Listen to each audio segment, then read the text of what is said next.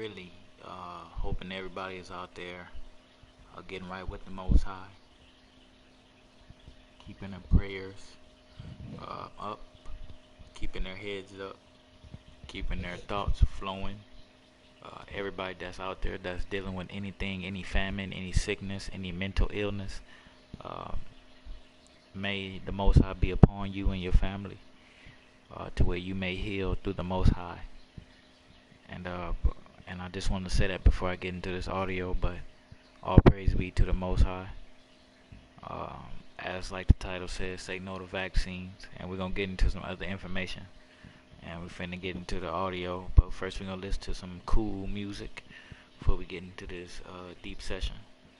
So just tune in. That's my fish tank in the background, but just tune in and vibe out, you know.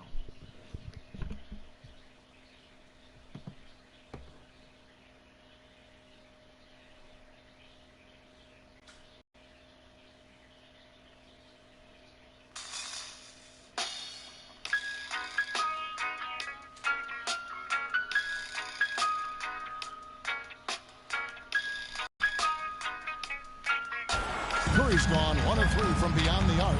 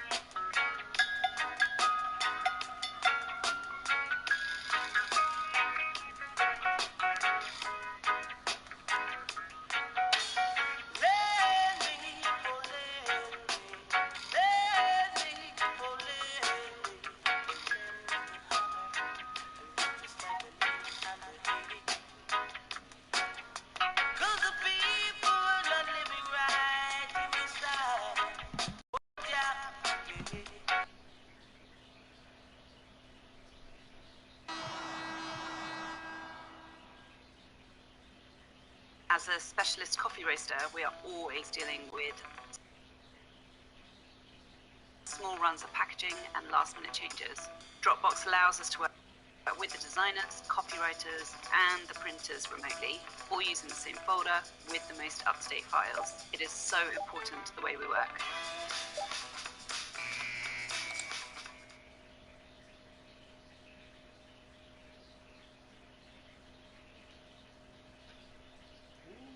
We really wanted a new home, but selling seemed really stressful. Knock was the perfect solution. They let us move into our new house before selling the old one, so we got to live in our brand new home right away. Find out if you qualify today. Go to knock.com right now.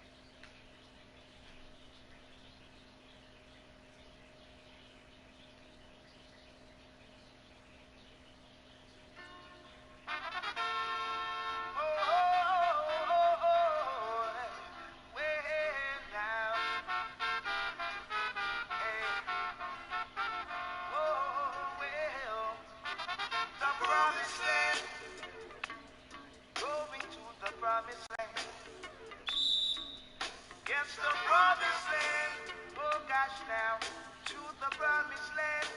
Well, make a step down to Asmara. Then we stopped in Addis Ababa. Made our way to Shashamaniland.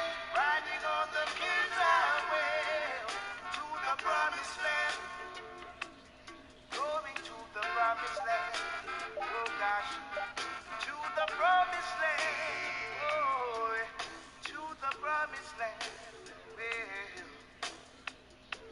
there's plenty of land for you and I. By and by. Lots of food to share for everyone. No time for segregation in the promised land. Oh gosh, take me to the promised land. In the promised land, oh, that's the promised land. Oh, oh, oh, oh, yeah. Said we're riding on the King's Highway from Cairo to Kenya. Made a stop in Asmara. Then we made another one in Addis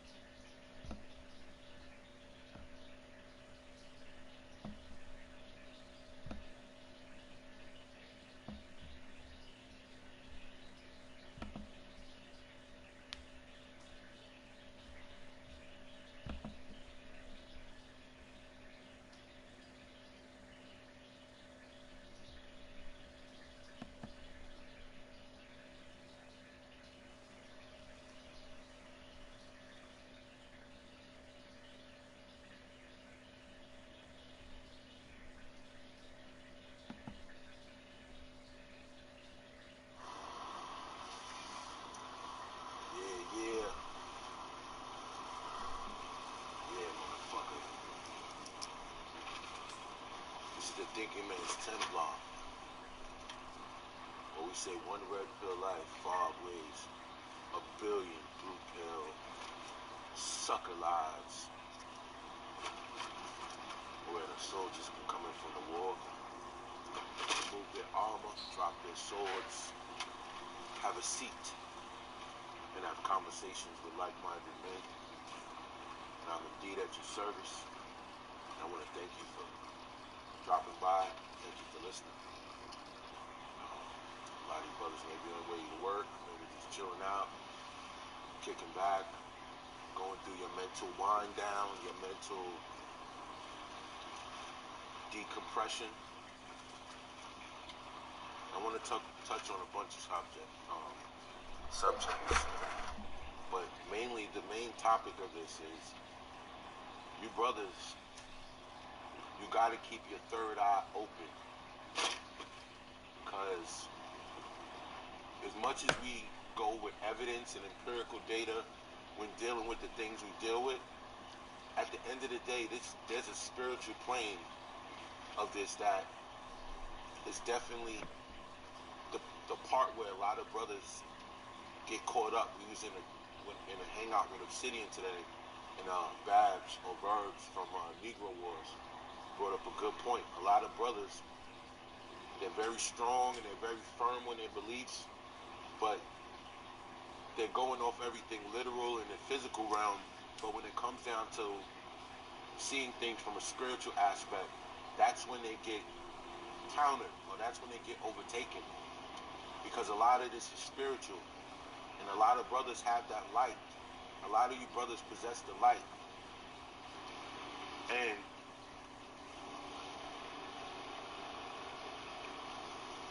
you have this light, and it's attacked on all fronts, and you have to keep your third eye open so you can see people and places and things for what they are. You know, I'll start on a simple level, right? People don't see things like what Cat Williams said about Tiffany Haddish and Kevin Hart. They're not thinking about it with their third eye open. They're not listening with their spirit. You know, Cat Williams is one of those real dudes that just happen to do comedy. You understand? So he gets caught in between worlds a lot, and I understand, but he's very intelligent. That's why he knows to own all his shit, because he knows he's very human. You understand? He's not a puppet to anyone. So he gets himself in trouble, and you know how they like to make black men with an opinion look bad. They like to make black men who think critically look crazy, because they don't want that to be a trend. You understand? They don't want that to be a thing where black men start questioning everything, because more brothers will start waking up.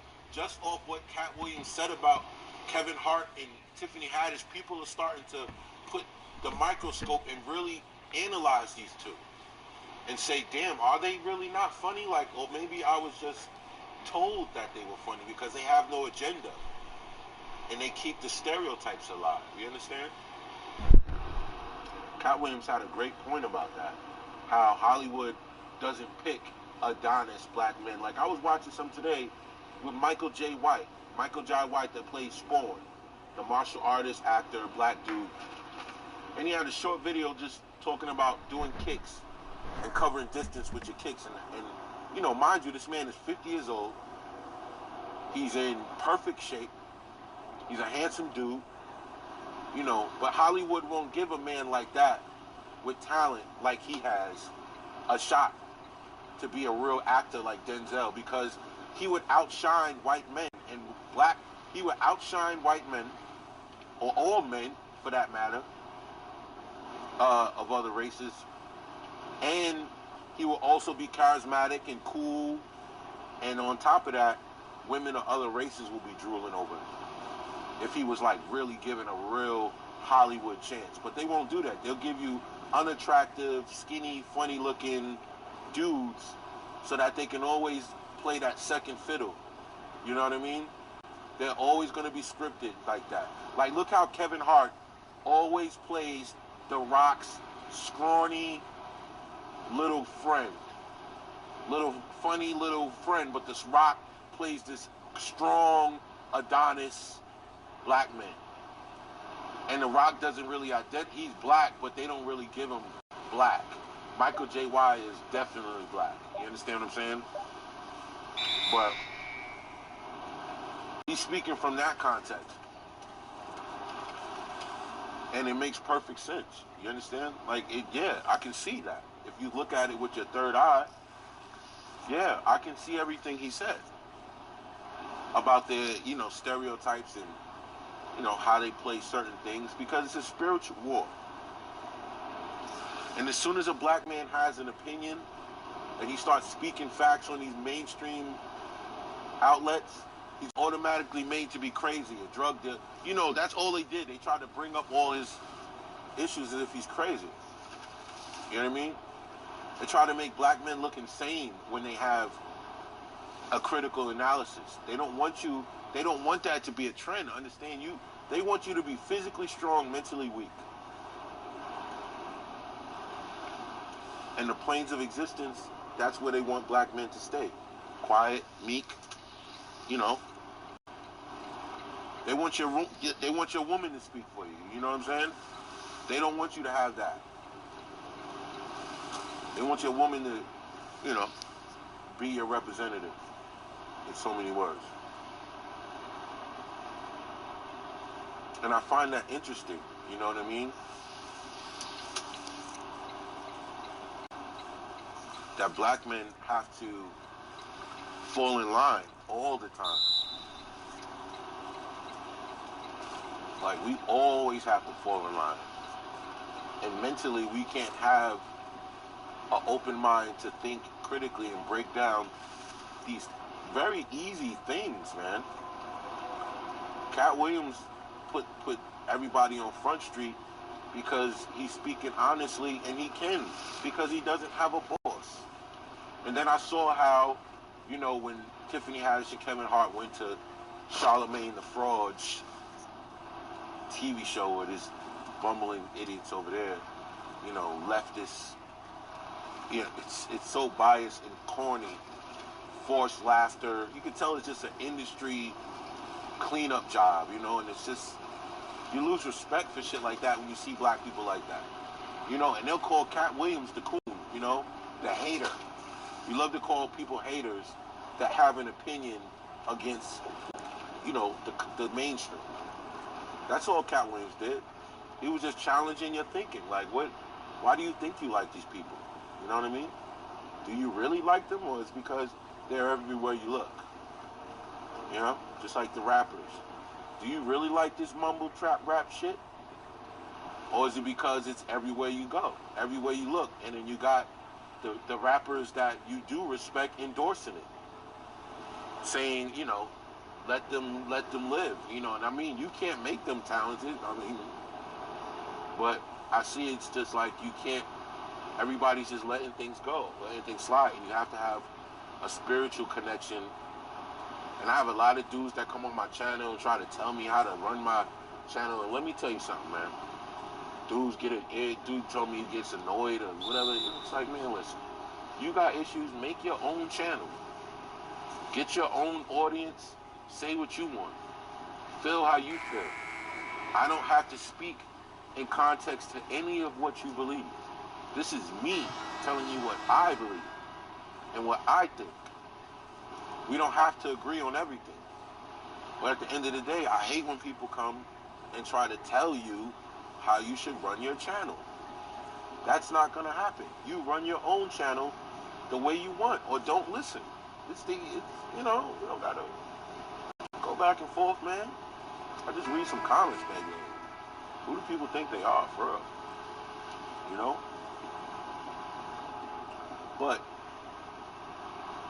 back to what I was saying about the hangout today, man. We got in a conversation about black men and, ruling the household, and we had a conversation. There's one chick that's always in my little comments talking shit. This chick named JB, and a lot of other content creators, black men, know that she's in the content, so always trying to speak a little feminist talking points, and nobody cares. You know what I mean? And she actually had the balls to get on Obsidian's Hangout. And immediately, as soon as she got on, you can tell it was all condescending, you know. First thing she said about Obsidian and playing sports. What'd you play, softball and volleyball? Like, she's immediately trying to dig at his masculinity. Like, these are little things you can pay attention to.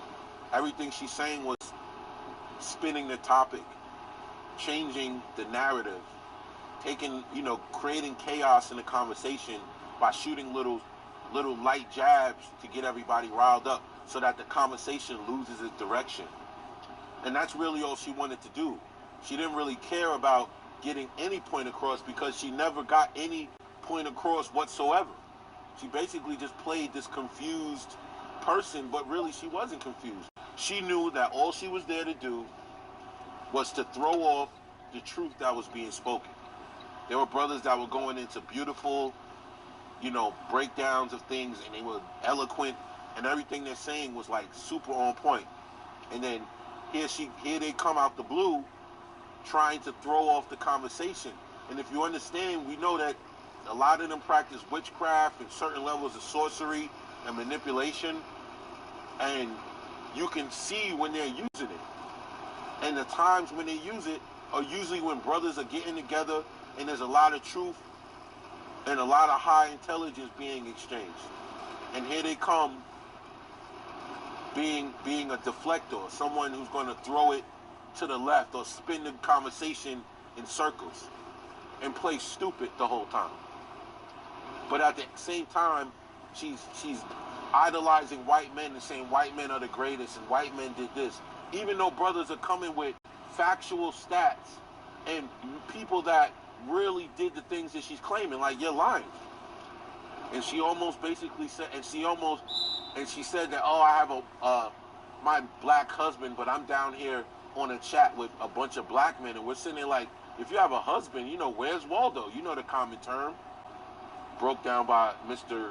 David Carroll, where's Waldo? You know, why do they always seem to come into the chat, and no matter what, right, the first thing they want to do is claim that they're married. That's the first thing they do. That's the first lie. And if you're keeping your third eye open, you can realize that it's the same trickery. They don't have new trickery, just like Bab said. They don't have any new book of tricks or book of spells because they don't think you're intelligent enough to even need them. And even when you strike them down with intelligence, they don't want to admit it. They want to take it to heart that maybe it was just a fluke. But they don't want to give you props for your intelligence. And that's the part that blows my mind. Like, they rather not believe that you know what you're talking about than to give you credit for your accurate analysis of the situation. And I found that comical. You know, I find them all comical. But and then we got into the conversation. She's lying about everything. She has this condescending vibe about what she's talking. She's like lightly disrespectful, and all the brothers are picking up on it. And she thought this would be one of those pages where the women can come in and throw their little bullshit around, and men are going to acquiesce and kowtow mentally in the argument. And nobody did.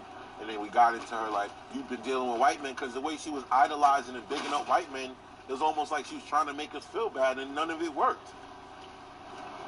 Like, we're using our space to speak. Why are you here? YouTube is a white man's space. It's not your space. The white man created everything.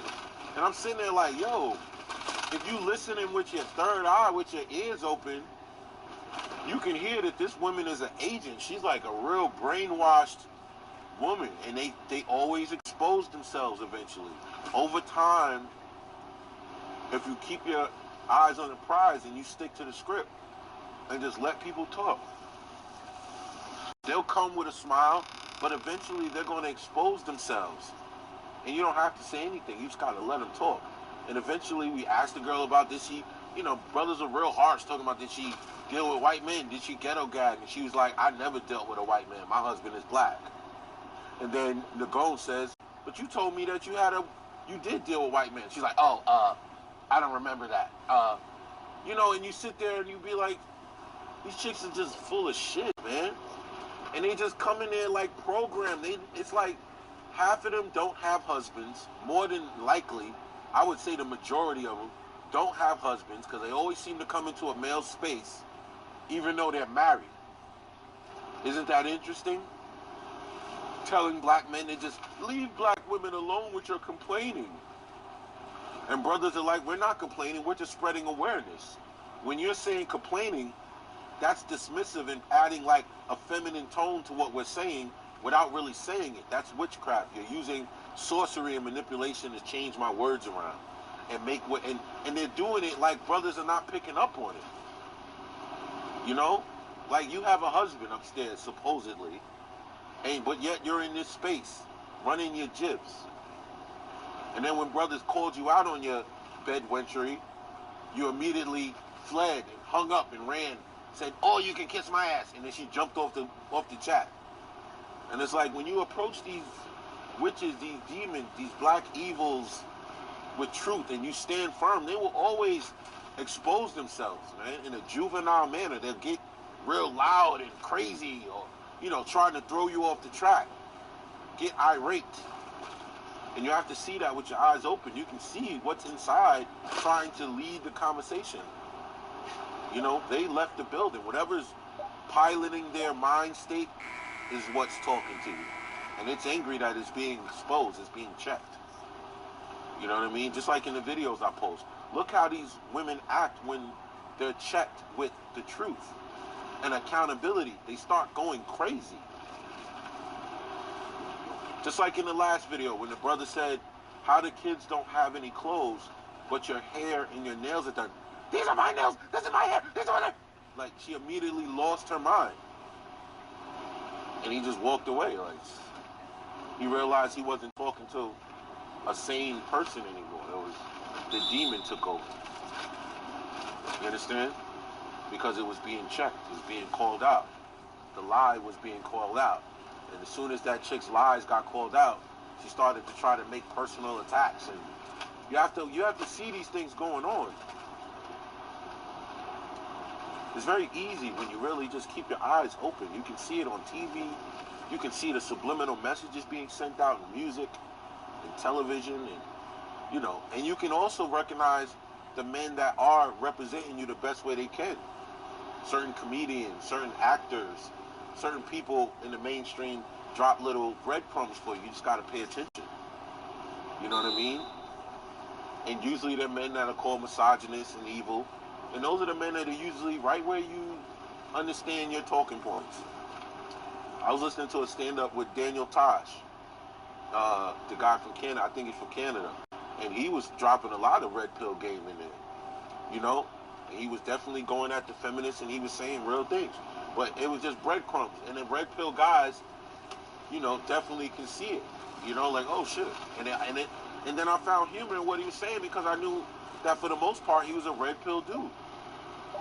Like, just like Patrice O'Neal. You might have not understood him when you were blue pill, but now that you're red pill, you're like, man, this guy's like my favorite comedian.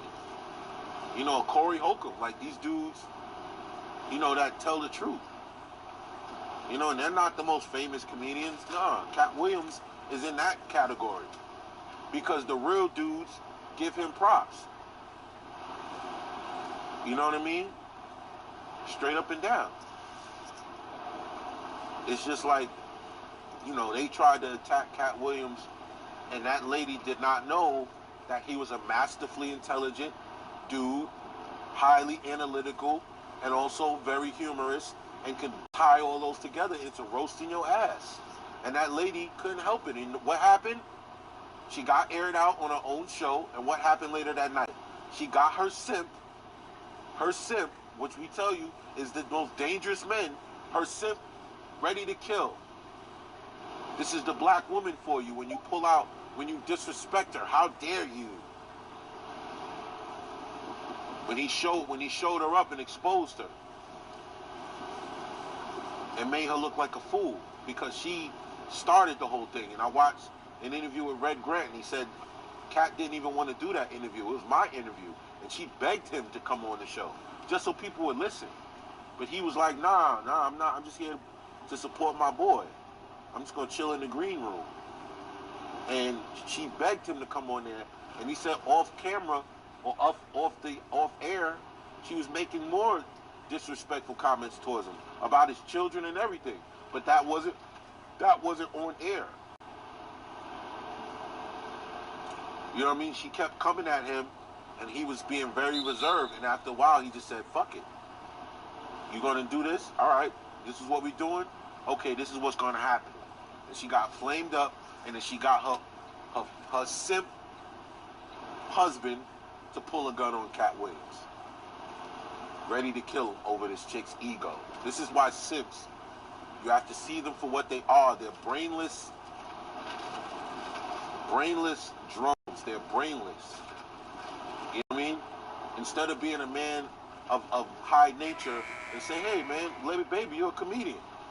You got on the show, y'all went and he roasted you. Hey, it is what it is. It was funny. Good ratings. You got your ratings up. Hey, I wouldn't be mad." You know, she came back, must have been irate. She must have was so mad that she got him ready to bring his gun to the show. These are the things we talk about. You brothers gotta see these things. All these things are entertainment. All these different aspects. If you have your third eye open, you can see these things that go on in these hangouts and in the comment sections and how brothers are attacked. You have to understand, this is deep. On the spiritual plane, you are going against the grain. You are breaking the mold. You are upsetting, you're adding a virus to the programming. And they don't want that. They want black men to be forever asleep, forever dormant. Just happy with rapping and tapping on stage, shooting a basketball and running on a football field. That's your job. And filling up jail cells and impregnating scraggle daggles. That's your job. Everything else, you're going against the grain. And they don't want brothers thinking. They don't want brothers thinking in mass. Because this will change overnight. But we have a high concentration of simps, pussy beggars, brain dead brothers who don't think. And those men are going to continue to keep the carousel going. Because when you see these women in our hangouts, and how every one of them seems to want to talk and start nonsense when brothers have a stream of consciousness going. And I wanted to jump in and say, Obsidian, man, as soon as we having a good conversation, you ever notice how they come to just disrupt it and brothers start engaging these simpletons and they never say anything. They never get to no point. They never have anything interesting to say. It's just the same old nonsense and a couple of, indirect jabs, or they're exalting white men, and they think you're going to get mad at it as if we don't already know this is who you are. You know what I mean? And the Gone masterfully pulled her mask off, and she ran for the hills like holy water on a vampire. She ran away, scurried up the side of the mountaintop, back into her cave. It's hilarious, man. These women are full of lies and deceit.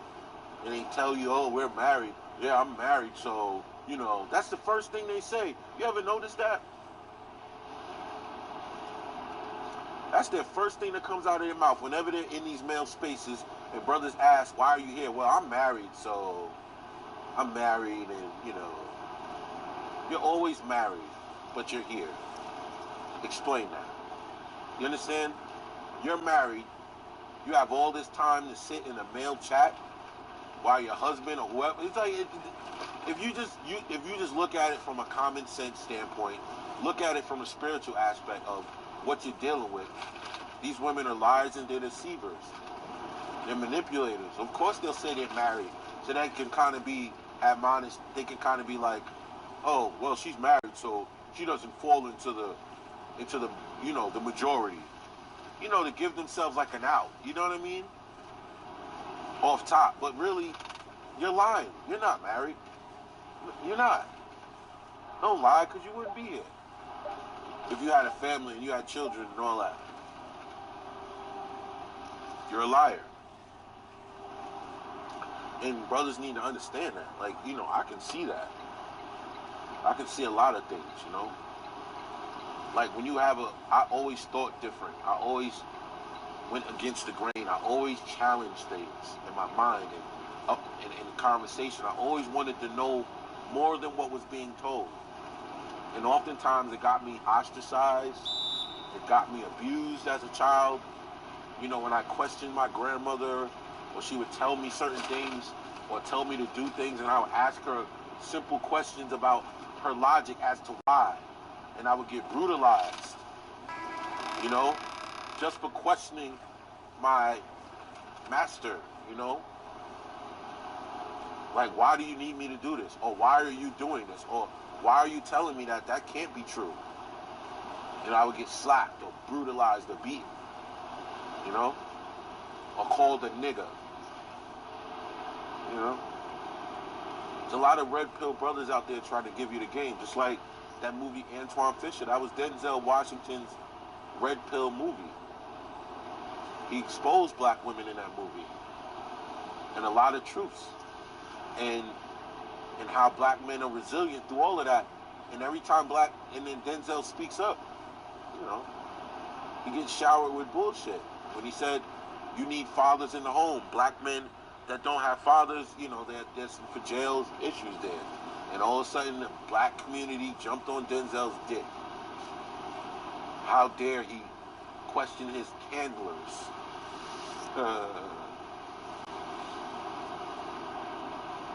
You know? This world is crazy, man. It's like you gotta have your predator mask on. You know?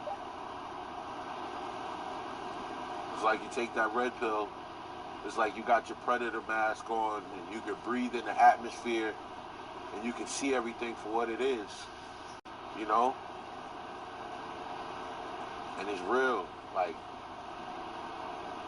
it's serious, like how you can take something and people can twist it around right before your eyes and play you like your intelligence isn't allowing you to see it for what it is. Like, I'm not stupid. And I always was able to see things. And a lot of you brothers had that same problem. You were always a little more intelligent than most people you're around. You had a higher frequency of understanding. And it was like you avoided so many pitfalls because you were able to prophesize, you were able to connect dots. Your spiritual eye was always open and it was leading you. And when you were being communicated and telling, and you were getting your, you know, the heads up on certain things, you were smart enough to listen. A lot of brothers got to realize that you were being protected, that something was guiding you.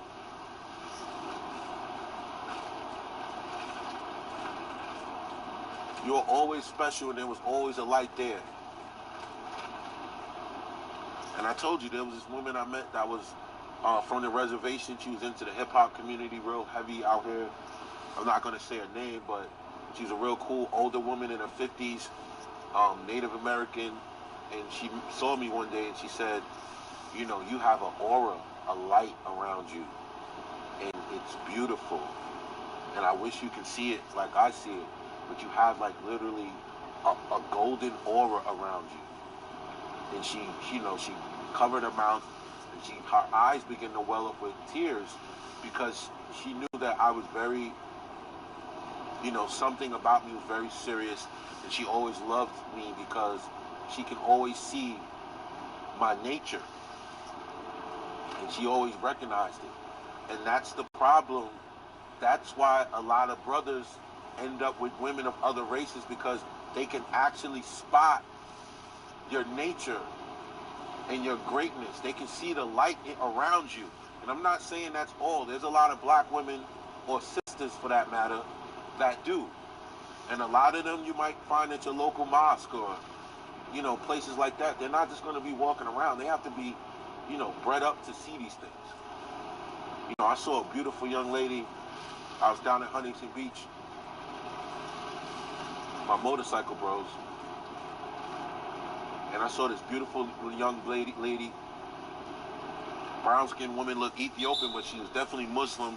She had her hair covered, a beautiful dress on, you know, just like she had, you know, the Muslim garb for women. But, you know, she looked gorgeous, man. And you know, I was surrounded by different levels of thinkers, and men were coming at her sideways, and I had to come to her defense. Like, brother, you don't know nothing about her. Those are the women that'll hold you down in a lot of cases, because they've been trained. You know, they've been trained to be modest, and they have no problem with being modest. You understand? They have no problem with being, you know, they're keeping their womanly nature covered up. Not like the rest of these harlots you see walking around with their ass cheeks hanging out. And you know, it's just, when your spiritual eye is open, you start to recognize the beauty in something like that. And how her just showing her face, and she was very pretty. You know, she had a very beautiful skin, beautiful eyes, beautiful, you know, lips. She had a very beautiful, you know, exotic face, but she was very brown skinned and gorgeous. And that was literally all you needed. All these women walking around, and it's like a beach area, so they got all it half naked. You know, and that's just a short temporary thing, but you know, a lot of those women I've already forgotten, you know. But this young lady, you know, she stayed in my mental.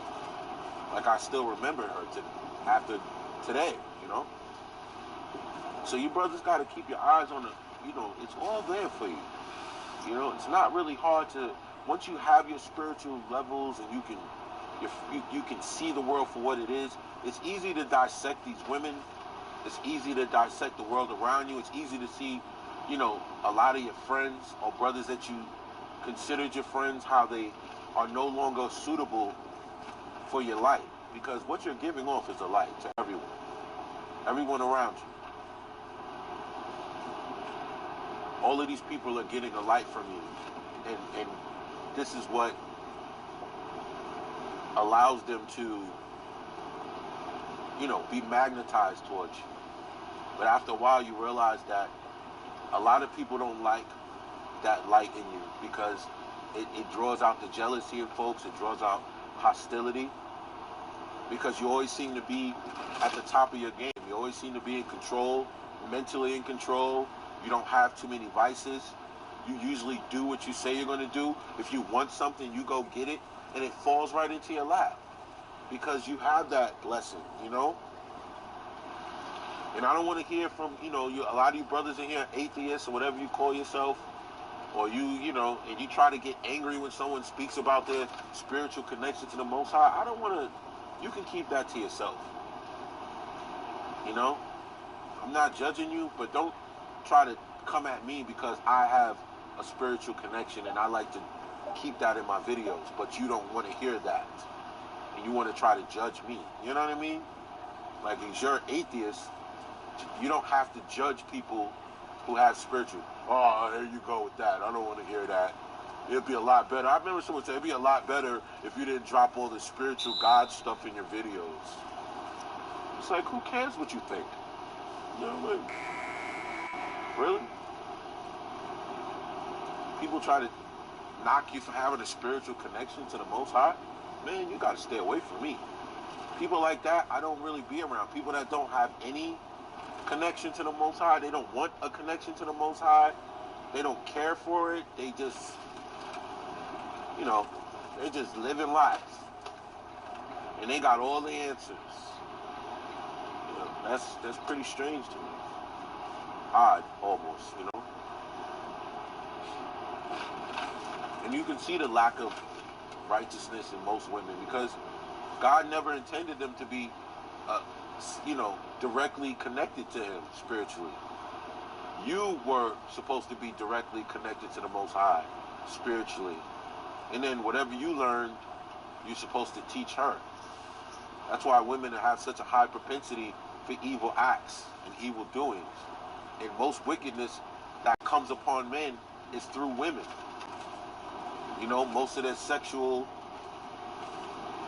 perversions, things like that, are because of women that allow it, or women that throw it on you. You know, a lot of women like to corrupt good men. They get off on that. They love to use their sexuality to corrupt a man that they think is righteous, but they want to test your spiritual resolve with their sexuality. And then you men have to fall by the wayside, or she'll try you just enough to get you to fall. know, the fall of a lot of men is that women don't like you to be upstanding and righteous. It makes them uncomfortable because they know that there's judgment at your hands.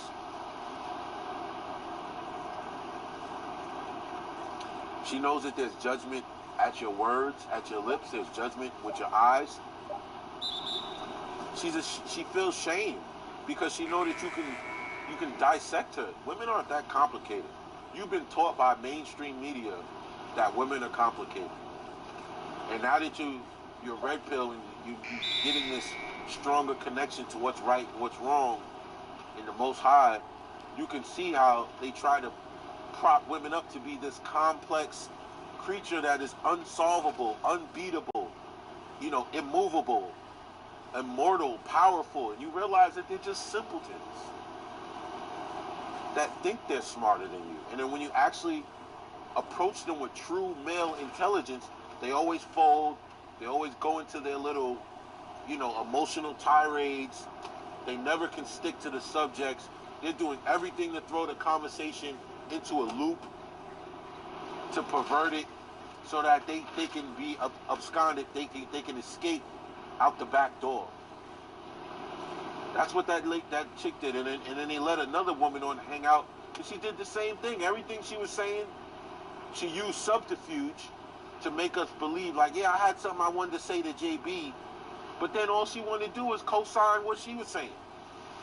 You know what I mean? She tried to play it off like, because she knew brothers wouldn't want to hear it, so she said, yeah, I just had something to say to JB that, oh, yeah, black men are on YouTube because they're operating on a lower level of masculinity than other men. So it's like, and then she's upheralding some white man that told her some shit, and it's like, and Babs kept saying, brother, they're gonna keep trying to do this. Every time brothers are building, they're gonna come in here and try to throw these little quiet undertone jabs to throw up the conversation. You can hear the girl at the end of the last hangout screaming and getting all out of control and out of character, yelling, and brothers in the background see, here we go, see, she's about to blow, because you can tell they do the same thing over and over and over. But if you're spiritually inclined and your eyes are open, your spiritual eye, your third eye, so to speak, you can call all this shit out. You can see all this shit from a mile away. And you actually feel at peace. You feel that strength to know that you actually have a shield. And that shield is a shield of information, a shield of knowledge and wisdom. And it'll take you so far. It'll help you to protect yourself and stay focused on your path. Whatever that is, MGTOW, red pill, IDMOR, whatever you call it. At the end of the day, if it's making you a better man, who can be mad at it, right? If it's making you a healthier man, mentally, physically, and spiritually, a more intelligent man, a wiser man, a more financially literate, disciplined, who cares what acronym you have in front of your belief?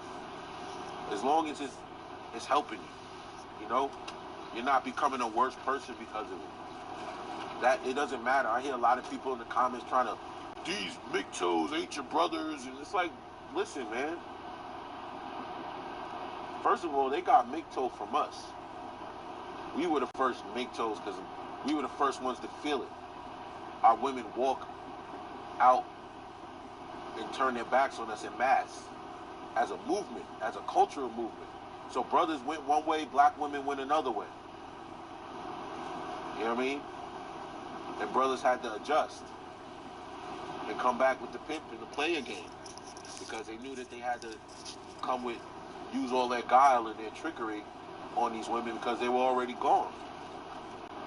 And then everybody followed our lead. You can watch some of the top YouTuber content creators say that black men were the original MGTOWs before it was even a word for it.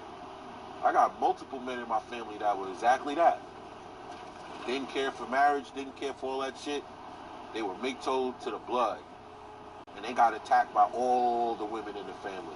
All the women in the matriarchy in a matriarchal family attack these men at every chance they got. These men that walked away, literally disappeared from the family, popped up every decade. You know those guys. I got a little cousin that travels the world. He goes to different places, Thailand, Philippines. He never stays in the hood, in the projects. He was intelligent and advanced early, and he got out of there. See, that's what it means. And he's a good dude. They don't want black brothers to be disappearing like that. You know what I mean? Up and running and vanishing in thin air, because they know brothers ain't gonna come back, man. Why would you? You know what I'm saying? Why would you come back? Why would you make the effort to be in a place or in a culture that ultimately has a high level of contempt and hatred for you, whenever you're fully at your core, your masculine principle, you're automatically public enemy number one from the simps and the succubi.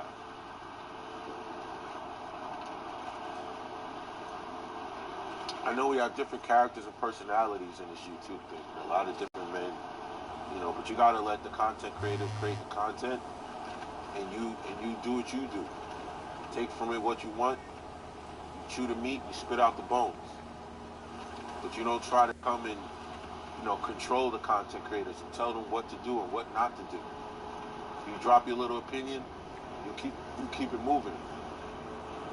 But don't get all disrespectful. Get all angry, like, you know what I mean? Like, what are you getting angry for? It's a YouTube video. Calm down. You know? But brothers, like I said, you got to keep your third eye wide open, because it can save you a lot of heartache, a lot of stress.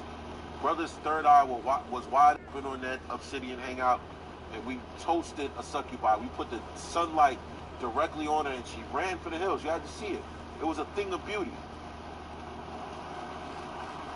And then the sad part, we had a great insert by Alan Roger Curtis. He was dropping some real game. And it seemed like they had a chick that wanted to get on the show, but she kept having all these technical difficulties, which was seemingly throwing off the conversation. And Obsidian kept trying to get on the show at like the wrong time. Like, you know, Babs would be in a nice tangent of intelligence, a stream of consciousness. And then, you know, here she comes, some kind of noise from her side would disrupt everyone, and then finally she speaks, and all she was doing was basically co-signing everything the chick we just roasted. And then ARC was having a great breakdown of women behavior as he does, and then all of a sudden now she's ready to talk. Okay, I'm here. Okay, I'm ready. Hey, hi. You see what I'm saying? This is what they do. And I wonder if a lot of brothers peep that watched that show. She never said nothing. She had all these technical issues. But as soon as Alan Roger Curry started to go into one of his, like, you know, real classic, wise breakdown of women's sexual behavior and their thought process, all of a sudden she was ready to talk. And Alan Roger Curry got cut off. And we got to stop, and brothers got to stop allowing them into the space. Who cares what they think? Who cares? Yeah, it's all right to have social experiments and toy with them every once in a while, but sometimes the intelligence of the hangout gets lost in their bullshit. And that's all they want. They never have a real point to make, nothing to really say, but we end up losing a lot of information, wasting our time interviewing these bubbleheads that end up being liars and knowing that everything they said was just made up. And then they get to just escape scot-free. But a lot of brothers were soaking up information that got lost.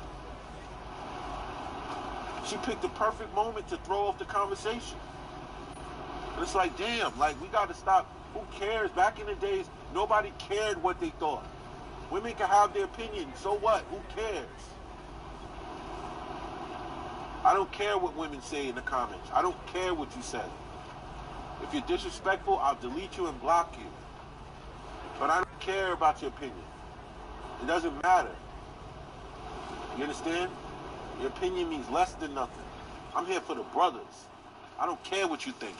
And it's at the end of the day, as soon as you engage them, they all expose themselves. So who cares? On deck You A, know, you I can know you're trying to customize your expose them so Pcorp brothers can see. or face One top time was competition enough, and in the that chick Pro-Am. who was in there, she was, On oh, deck she's in 4, you'll everybody's find the videos. My She's Team always Theater, talking new shit. home to the My Team mode. So I was Card glad she got collectors, online taught her ass competitors, taught. or casual players, there's something But the other chick for was like, everyone once we in realized this she year's wasn't My of high Team. intelligence, We'll take a full and she theater wasn't tour saying later nothing, in the she show. should have been like, well, ma'am, thank you for your time. Heading to deck Thank you for your 14, input. We you got to can get back to test this your conversation. skills in a variety We ain't of got time for games. this shit. You know, we out here trying to save brothers' minds, and you're trying to throw it off and call it complaining. No. After we done told you, we're just spreading awareness. No, she keeps calling it complaining. Right there, you can tell she doesn't respect it. If you don't respect it, fuck it. Bye. Why are you here? Goodbye. You're blocked. Take care.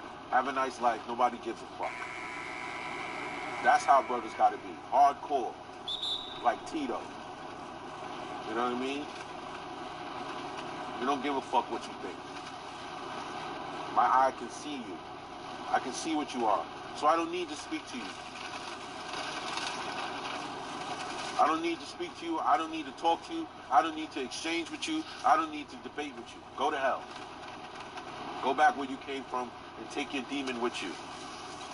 Your witchcraft and sorcery is no longer valid. You know what I'm saying? I forgot what movie that was. He said, the devil is not welcome here. That's my page. Bad Boys 2, when he was having the shootouts with them Haitians. He said, the devil is not welcome here.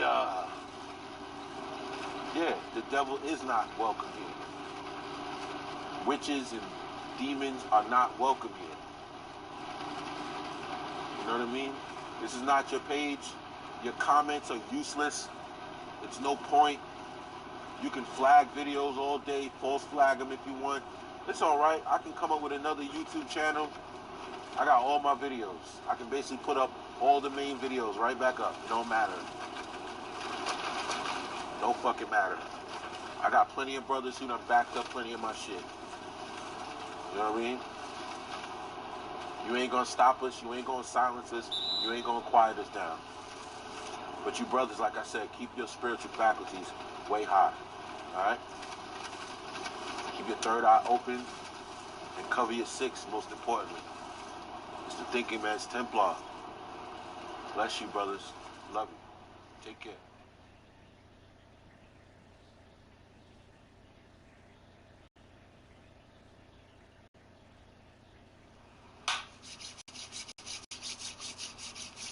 What's up, fellas? So I got a patron supporter that said, man, he want to know how to overcome trust.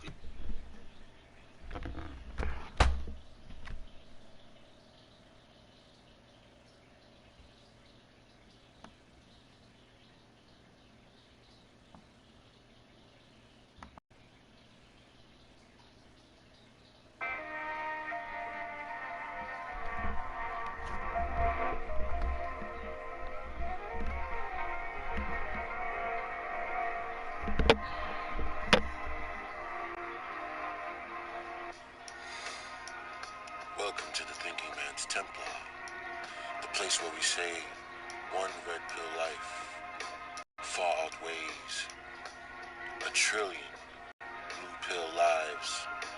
And this is also the place where the soldiers can come from the war, remove their armor, drop their swords, and have conversations with like-minded men. And indeed, I am at your service, gentlemen. Before I get started, just want to let you guys know I've got my first death threat via YouTube. Quite hilarious. But that's fine, I'm known to slay demons, so I don't worry. Foolish comments. You guys gotta really understand that people don't like positive black men speaking intellectually. You gotta understand, we're corrupting, we're crushing this, we're tilting the scales. Black men are meant to be dumb, deaf, and blind. That's how the world wants to see you. Do you understand what I'm saying? You really have to look at everything around you. Any black man that you see is prominent in some way, he's either a buffoon in the rap game, colorful hair, gold teeth, like a fool, an athlete who has no stance. See, Black Lives Matter and Colin Kaepernick is not for black people and not black men especially. See, he was very misled in a couple of ways. He did have his point and his purpose, but a lot of things about that are just not accurate. But anyway, why waste our time on that? Let's get to the core of the conversation, shall we? Today's subject. They didn't expect you to wake up. See, they didn't expect you to wake up. They expected you to stay asleep. They expected you to stay in your dormant simp mind, all on all fours, groveling, kissing her feet like a slave, giving up your sperm willingly, being rogered in child support court, having your children stolen, and being her little play toy, puppet on a string that she can cut anytime she wants. They didn't expect you to wake up. They figured the work your mother did to you would last a lifetime, but oh, on the contrary, brothers are waking up from their slumber.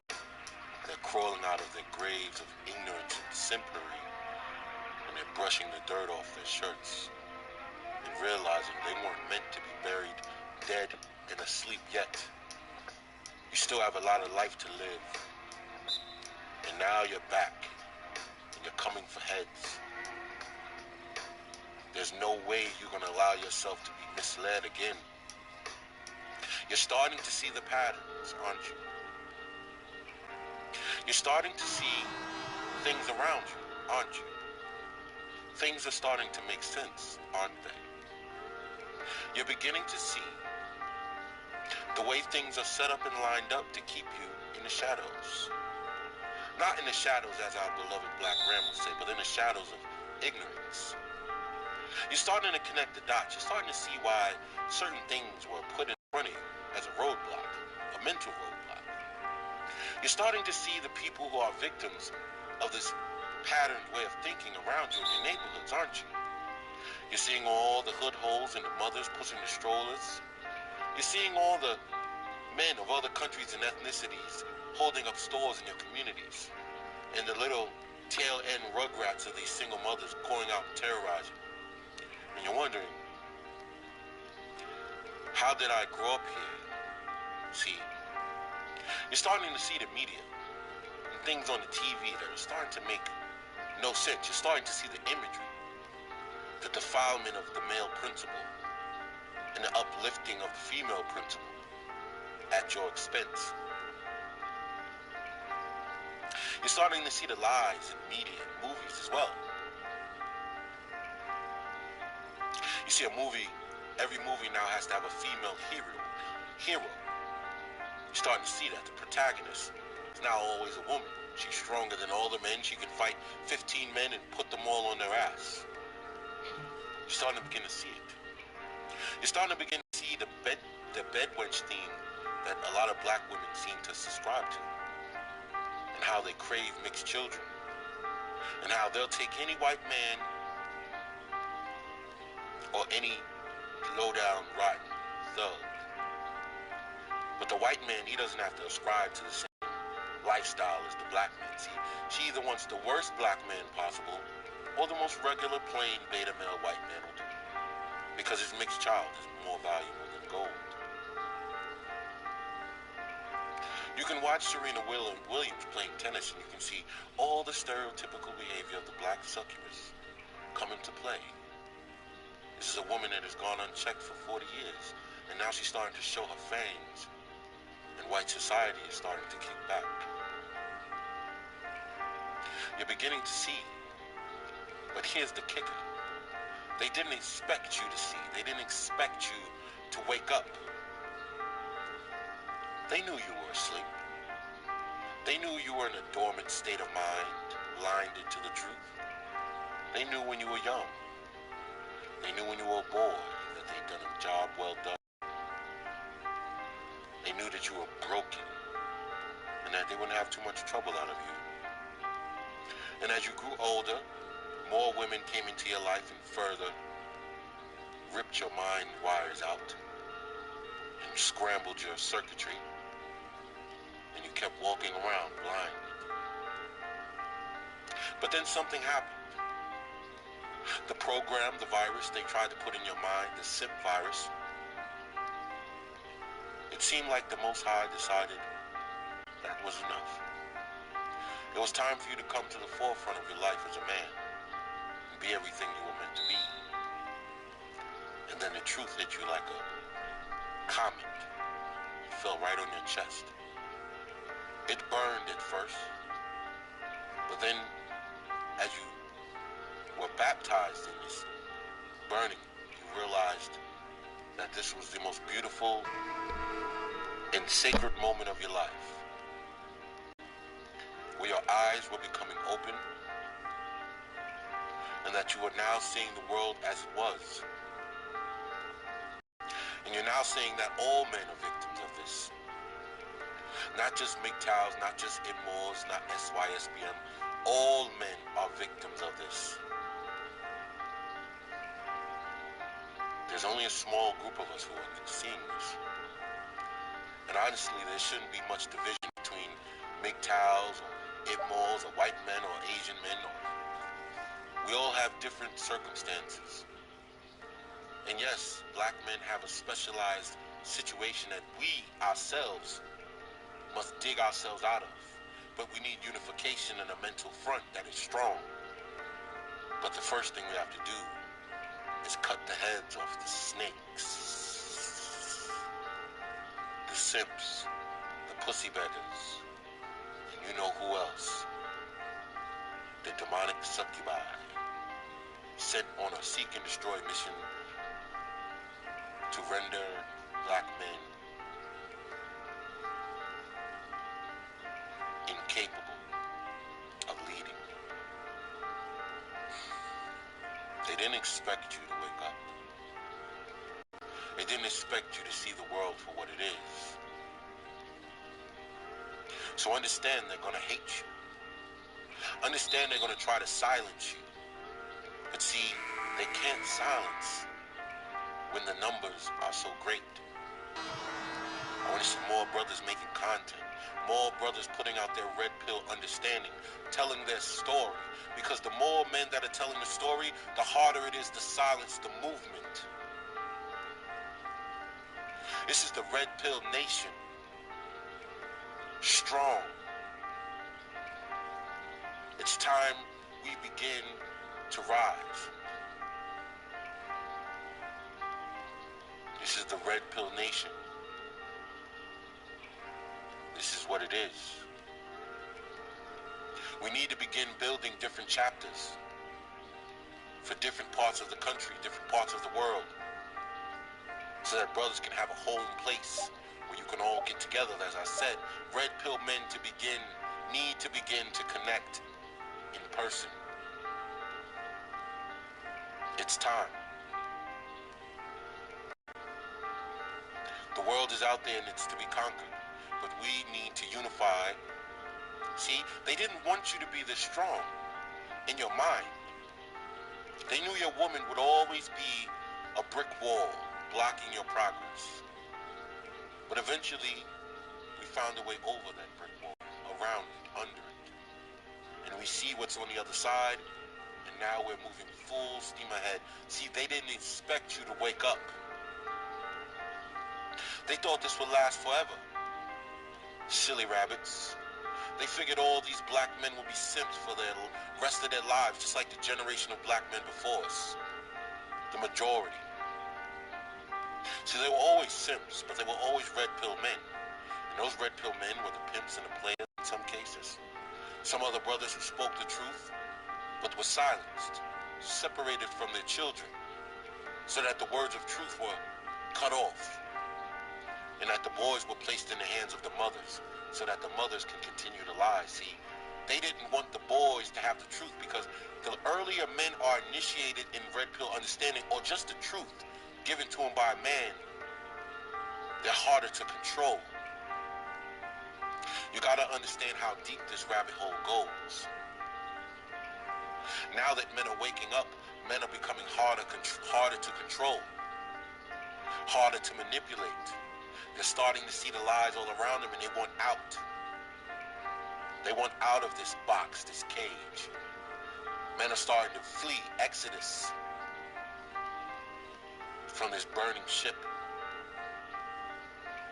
See, they didn't expect you to wake up. They didn't expect you to rise. They didn't expect our voices to echo amongst the horizons and to find the ears of other brothers who needed it. And now we're here.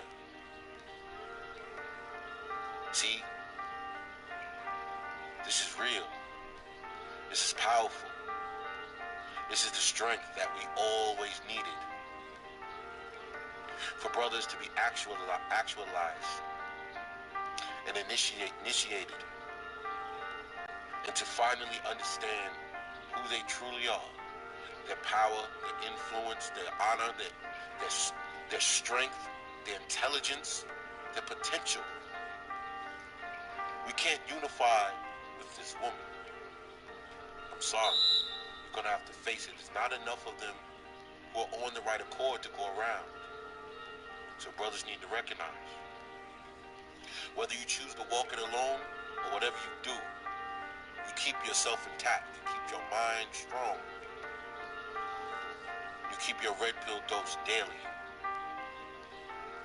You should be taking red pills more than you're watching TV, more than you're watching stupid ass shows on TV that are full of simping. You should be listening to red pill content instead of music on the radio. That is nothing but simping and harlotry and poison. See, you need to worry about your mind's diet as well as your body's. The diet of what you take in your mind and in your ears is very critical. It's time to start turning off those simp shows, listening to simp conversation. Black men need to walk away from that whole mentality. It's gotten us nowhere. And it's left us in a dark place for many decades now. But we're the generation that's going to change that. We're the men that's going to tilt the scales and push them back in our direction. But it starts with you understanding the real reason why you're here. They didn't want you to wake up. They didn't expect you to wake up. Now they're scared. Now they're angry. Now they're going to shame you. Now they're going to attack you. Do you understand how many death threats I get? How many evil comments? How many do I have to remove from the comments so you brothers don't see them? This is real. This is not just YouTube. This is about life. This is about existence. This is about your lineage. This is about your seed line. This is about who you are as a man and where you're going to go with the next half of your life. If you're 25 or 30, what are you going to do with the other 30 years you have here? Are you going to stay? Are you going to go? When are you going to make a move? When are you going to make a decision? When are you going to stop chasing these succubi? And begin to initiate yourself. We can't save everybody, but you can save yourself. They didn't expect you to wake up, but now you're up. Your eyes are open. Your ears are open. The wisdom is now beginning to seep in. You're beginning to see things, notice things, strange things, odd things that you didn't know were there, but they were always hidden in plain sight. This is a beautiful moment in your life. Cherish it and take ownership. There's no going back. Once your eyes are open, you can't close them again. I don't care how harsh what you're seeing begins to feel. I don't care how heartbroken you feel that you're realizing that your beloved black queen was never yours and she never will be. I'm sorry if it hurts, but you need to realize that it's time to move forward. Because they didn't expect you to wake up. But now you're up. Now you're here. What are you going to do with it? Cover your six.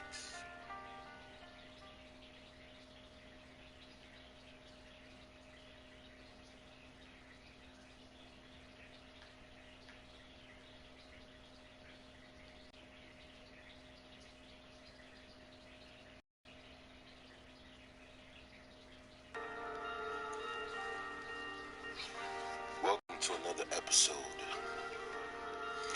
of the Thinking Man's Templar. Now, before I get started, I would like to thank all of those who like, shared, subscribed to the channel. And any newcomers would love that you do the same as we go on this journey of truth together as men. Today's subject is one that took me a while to kind of come up with the right way to say. I don't want to hurt any men, but I want to keep men on the right track. Today's subject is, if you've never met your father, look him up and find out the truth. See, a lot of us men are cursed from the womb. We're brought up in a society that allows whoredom to run wild. And a lot of us men are the children of whores, not wives. We're the children of harlots. And we must come to grips with that if we're to move on. See, this is advanced red pill conversation. So if you're getting offended, this may not be the time, and you may not be ready for this content. But for those who remain, this is the root of it all. So we must all sit and come to the realization that a lot of our mothers were whores and harlots, sleeping around in the 70s and 80s. Women's rights and liberation freed a lot of women's sexual cravings. A lot of women were finally getting to reveal their true selves, not in the nature that we see now, but back then they were just taking off their masks and showing their true nature. Female nature was just being uncovered to the world, and men were getting their first glimpse of the ugly truth about women. And a lot of women were sleeping with a lot of men. A lot of late nights, a lot of men who didn't have your mother's first name, a lot of dating, a lot of sleeping around. And these women had children. And some of us men were able to survive. We were blessed, and we survived our single mothers. You weren't raised in a single mother household, you survived it. Especially if you grew up in the hood, in the ghettos. You survived your single mother. You survived the dysfunction and the trauma. And growing up in a household under no male protection as a child. You were blessed to survive that. And if you made it, you've made it because you were blessed by the Creator and despite your mothers. See, a lot of us, our mothers were drug addicts, dysfunctional women, didn't even seem to want us, they left us. Some of us were salvaged by our grandmothers, who were probably the last root of women who understood the importance of raising strong men. Like my grandmother, she salvaged me from my mother's dysfunction. But as we grow up, we always, as young men, once we get a certain age, we want to know about our fathers. And that's when the lies begin. or the half-truths, or the omittance of truths. Some of us have names, whereabouts, cities of origin. Some of us don't even have that. Some of us have nothing. But in a technological era we live in, we are blessed with the ability to research and find things. Look up our lineage, our bloodline. So this in itself is a blessing for all of us bastard men, us whore sons. If you ever read the book by Donald Goines, he had a book called Whore Son. It was about a young man who was the child of a prostitute and was raised by her and her prostitute friends. A lot of us are not that far from that boy. We just been told a story about our mothers, that our mothers were saints. But as we grew up, we started to see a lot of mothers around us, and growing up and seeing young women with children and realizing these women are the furthest thing from saints. They just happen to have children. Some of these women are the most loose women in the community. And now we as men, we're beginning to break down that falsehood. We're starting to find the truth in all the lies. But there's always one truth that us men seem to go around, because it's a sensitive topic. But you gotta get over the fact that your mother may have been a whore. I mean, why else would your father not be there? Now, there's cases in marriage where men leave the relationships. I'm not saying it doesn't happen, but I'm saying this. If the single mother rate is at 80%, and it's been steadily between 60 and 80% for the last 20 to 30 years, what is that saying? There weren't a lot of marriages. These women were just getting fucked. Now, we know how this game goes. A lot of men don't want these children. They don't want to be involved with these women. And a lot of these women are carrying babies to term in order to keep these men, only to find out that these men leave. Now, not saying that that's admirable, but we have to get the truth. There's a lot of reasons you guys have to think. Your mother may have not even told your biological father about you. He may not have known you were, she was pregnant, you know? See, here's the thing you have to think about. You are the seed of your father. So if you are a good man, if you've grown up to be a good man, a man of respect, a man of honor, intelligence and wisdom, then you are the seed of that man that was the same. Now, and we also know that black women do not like those type of men in their prime years, only on their back nine, so to speak. So, if your father was one of those men, then there's a good chance that he may have been rejected. He may have been used for sperm. There's a lot of reasons.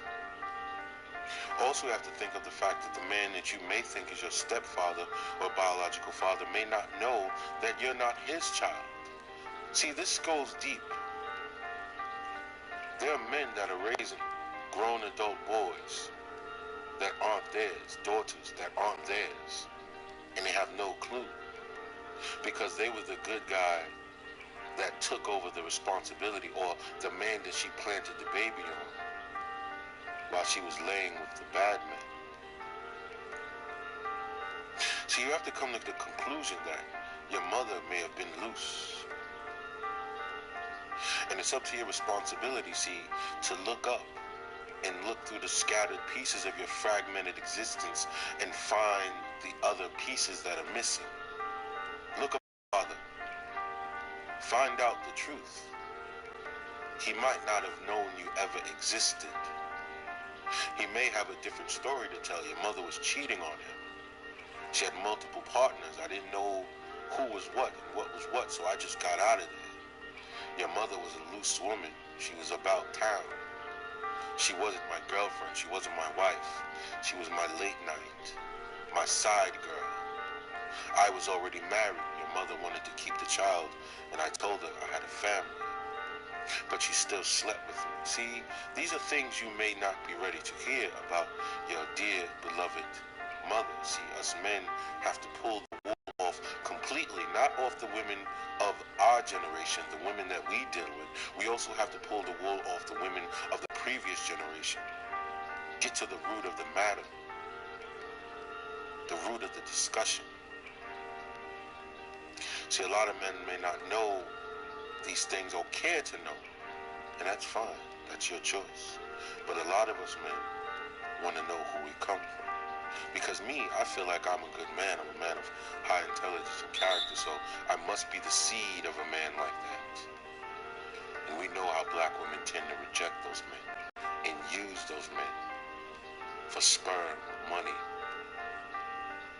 abuse those men with lies and betrayal. So you may be getting a bullshit story about your father, and it's up to you to find the truth, see? Because your mother will never tell you that. See, but a lot of us men had all of the evidence of our mother's whorish tendencies, as we seen different men in and out, walking in on her with men in the bed. I know I've done that plenty of times, different men. My mother in sexual situations with men in the home while we were in the home as well. See, so you have to come to the grips that your mother may have been a slore, a whore, a slut, a tramp, a harlot. It just is what it is. Back in those days, in the 60s and 70s, women were fresh off the chain. They were doing a lot of crazy things, a lot of drugs, a lot of sex parties, a lot of swingings, a lot of orgies. Female nature had been unleashed on the Western world for the first time. So a lot of us children are just the residue of whoredom. So I need you men to get over that bullshit about your mother being Mother Teresa. And maybe she just was your average street-walking whore. Jumping from dick to dick, man to man, and eventually she lost count. And she didn't know who was who and what was what. And maybe she was the girl who tried to plant you on different good men and rejected her because she had so much mileage. She didn't even know who was your father, anything. And she taught you how to hate a man you never met. Hate a man who may have never known you existed. So it's up to us men to find the truth. It's up to you to do the digging. It's up to you to check your DNA history. These things are tools that we can use. Excuse me. These are tools that us men can use. We have the right to go find our roots. You may miss out on the wisdom of a great man because you believe the lies of your mother telling you that he was a deadbeat, an abuser, a drug dealer, a cad, when he may have been a good man just trying to be in your life, and she took you away from him and left. A lot of women took children and went to different sides of the country, scattered from the East Coast to the West Coast, leaving no address. And in those days, it wasn't like the internet and Facebook. It was no social media. If you really wanted to be lost, you can be lost. Literally changing your phone number will disconnect you from anyone and you want. A lot of women were on their feminist tip real strong.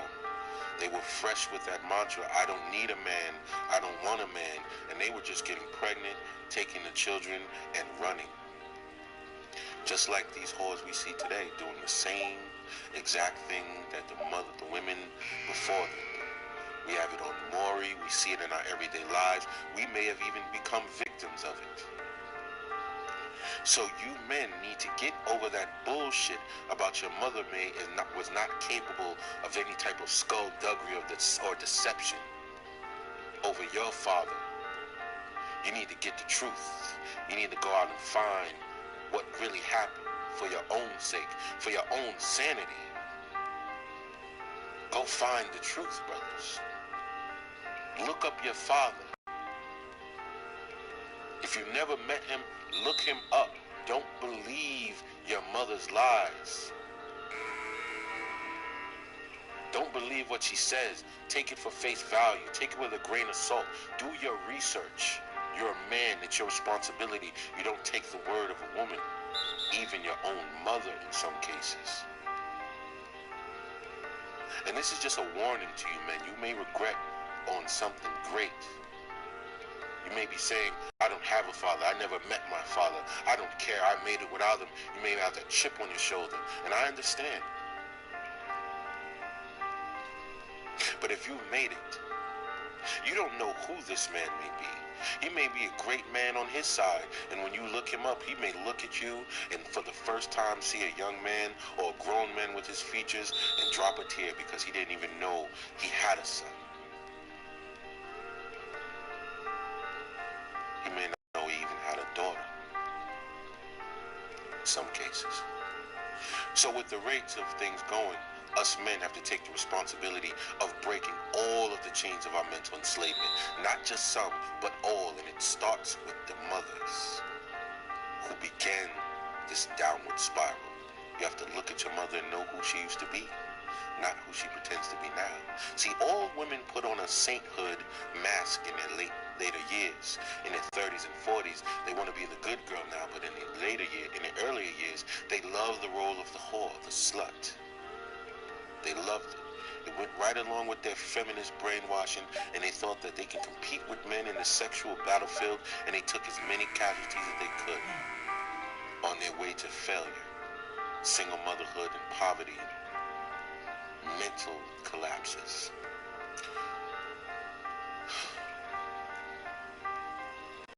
I'm not going to take you men too deep in this journey because I think you get the gist of what I'm trying to say. Look your fathers up. Don't take it as face value. If you never met him and you don't have much to go on and your mother just said he was a piece of shit, it's up to you to dispel that bullshit.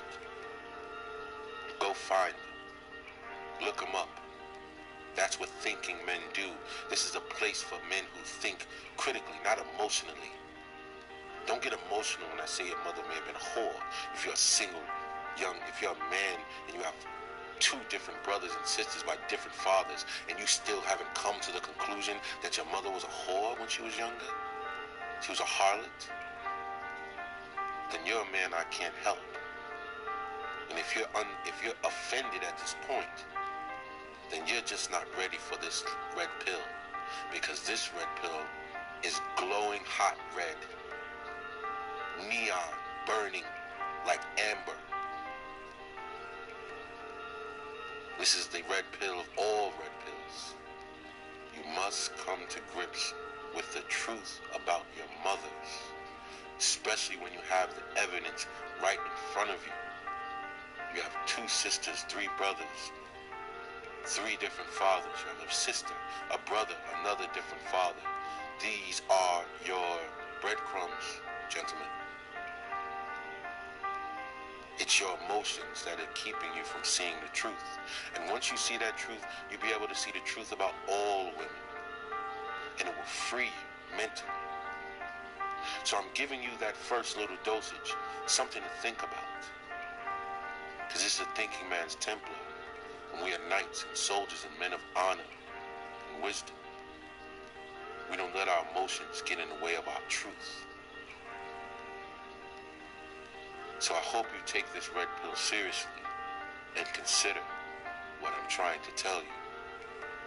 If you've never met your father, look him up and find the truth. Thank you for listening. Don't forget to like, share, and subscribe. This is the Thinking Man's Templar. You gentlemen, take care.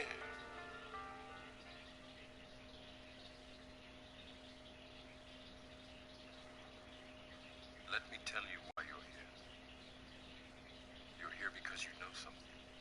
What you know you can't explain, but you feel it. something wrong in the world. You don't know what it is, but it's there. Like a splinter in your mind, driving you mad. It is this feeling that has brought you to me. Do you know what I'm talking about? Matrix. Do you want to know what it is? The Matrix is everywhere. It is all around us. Even now, in this very room. You can see it when you look out your window, or when you turn on your television. You can feel it when you go to work, when you go to church, when you pay your taxes. It is the world that has been pulled over your eyes to blind you from the truth. What truth? That you are a slave, Neo. Like everyone else, you were born into bondage, born into a prison that you cannot smell or taste or touch. A prison for your mind.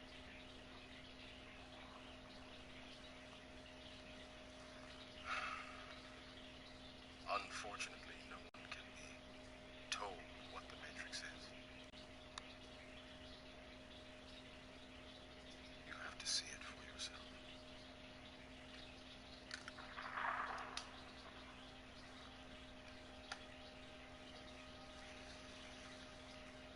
This is your last chance. After this, there is no turning back. You take the blue pill. The story ends. You wake up in your bed and believe whatever you want. You take the red pill. You stay in Wonderland. And I show you how deep the rabbit hole goes.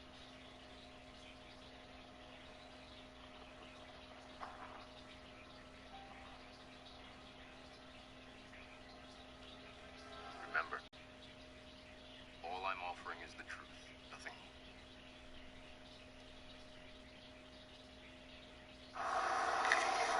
Peace. This is the Thinking Man's Templar, a place where we say one red pill life far outweighs a million blue pill lives, and where the soldiers can come from the war, remove their armor, drop their swords for a change, and have conversations with like-minded men. And indeed, I am at your service once again. I want to thank all of the new subscribers, all the wonderful comments, all the brothers who donated, all the young ladies who donated and jumped on the Patreon, all the wonderful things you do for us content creators. It's so much more than what we expect, and I extend full gratitude to all of you for just being a part of it, the words of encouragement, and letting us know that what we do means something to somebody. Today's video just struck up an inspiration, and I didn't plan on doing a video today, but I was watching the show that I like on the road and just let it play in the background. And it's called The Travelers. It's about these people from the future who have their consciousness shot back into present day due to advanced technology, and they try to prevent certain things from happening to keep the world from destroying itself. So they kind of like, little events that will cause a catastrophe, they'll go in there and undercut it so that the chain reaction won't affect the future the way it is, like the world is destroyed. So they're trying to prevent that from happening. Not that this video is related to that, even though it could be. Like what we're doing now in the red pill community with these videos is kind of like the travelers, like we're using our wisdom and we're speaking words into existence that may affect the futures of men and women everywhere. Just the ideas may change a man's life, change how he operates, change how he thinks, make him a better person, a more enlightened man, and that kind of does make sense, you know. Maybe us red pill men are the travelers from the future. We're from another part of understanding, and we come back to the present day and we try to save those who may make mistakes in the future that can ultimately destroy them. So, in a sense, that's where we are, right? But what I want to focus on is this one character named Marcy, and she plays like the doctor of the group. And she does all the surgeries, and you know, someone gets shot, she helps them heal, things like that. And the body they take is a person that was set to die anyway. So the girl she took was a mentally handicapped woman. And she took her body and she became, you know, she was intelligent. And the guy that was her social worker, you know, ultimately started to deal with her because she was such a sweet woman. You know, even though she was he was her social worker dealing with her when she was mentally, you know, disabled. And then she became like a regular woman. Like, just like that. And, you know, he tried to hide it from people, but eventually she was cleared and they got into relations. And she was cleared of, he first got in trouble because it was like, yo, you're a social worker, you're dealing with your client, that's illegal. But then she had to prove that she was intelligent, and, you know, they let it go. So it's like season 3, and they already been, like, living together, you know. And she's from the future, and the thing about her, it's something so attractive about this woman. Like, every time I watch it, and the guy's like a nice guy, he's kind of like a beta, but he, you know, he's always like, man, you know, every time you walk in the room, I just get like this feeling. Like, anytime he's in a situation or he's down, she's always like so supportive and just sweet. You know what I mean? And our Black Ram did a live stream yesterday, and he was talking about like what's really like sexy now, you know, as a red pill man. What's like really attractive about a woman? You know, and I said, you know, sometimes it's just femininity. It's so attractive. So much more than just sexual overtones that women try to throw out there that kind of just turn you off now as a red pill man. And I would always look at this woman, and she would always be dressed in the show. And she always be like dressed nice like, you know, modest outfits, but pretty ass face, hair always sitting like, you know, real ladylike. And there was a scene where the gentleman she was dealing with was speaking at a funeral of a friend. And, you know, he was having trouble because she didn't show up due to a mission. She came late and sat in the back, you know, while he was doing his eulogy. And his face lit up, and she sat down. She gave him a real graceful smile. And she was sitting there with her hair sitting so nice, like beautiful earrings, pearl earrings, a nice, you know, outfit. And she looked so beautiful. And I thought to myself, like, that's what we were talking about in Black Ram's live stream. It's like certain things, and you know, she sat with her legs crossed. She was sitting like a lady, like a feminine woman, and it was so attractive to me. Like, I just thought to myself, God, she is fucking beautiful, and it's only because how she carried herself. You know, it wasn't about her being half naked or speaking in a sexual manner. She's always very, very graceful in her speech. She never curses. She's just very nice, like a nice woman. And, you know, nowadays, as men, we're bombarded with these hypersexual creatures. I wouldn't even call them women. And all they want to do is show their naked ass or ass twerking. It's so just disgusting when you become a red pill man. Like, you lose all of that energy to be attracted to the base carnal nature of yourself, that you're almost disgusted by it, right? You're disgusted by that carnal nature, and you suppress it to the point where you hate when women try to trigger that in you, and they almost look like buffoons, like a clown, you know? Like how you ever know, like when a clown is at a birthday or whatever, and he's trying to entertain the children with his stupid tricks, and the kids just look at him like he's the fool because they don't think it's funny, because it's just like, you know, who do you think we are? Like, you think because we're kids, we think you juggling is going to entertain us? Like, if kids are too old for it, you know?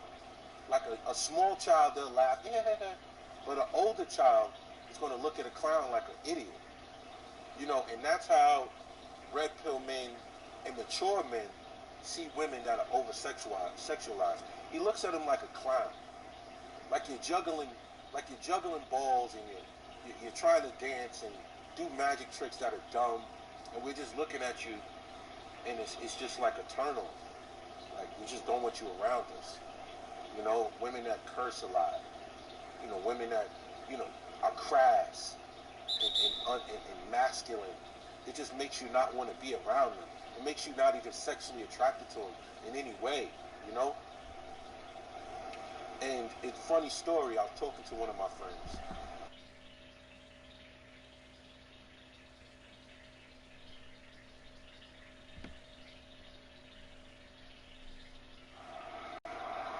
Yo, yo. Yo, yo.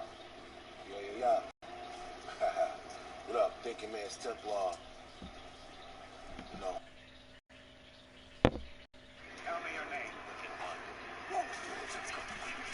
He who commands you is the orders you thrown down from the highest heaven into the depths of hell. In the name of our Lord Jesus Christ, I now command you. Tell me your name. Here, therefore, I'm here, Satan, enemy of the faith. Give me your name, demon.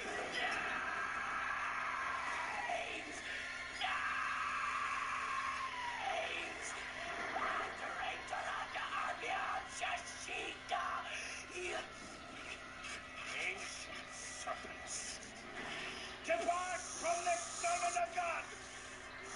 Tell me your 6 names. We are the ones who dwell within.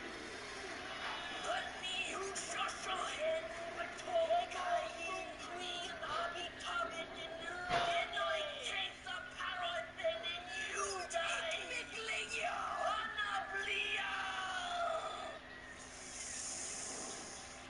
And I am Lucifer, the devil in the flesh.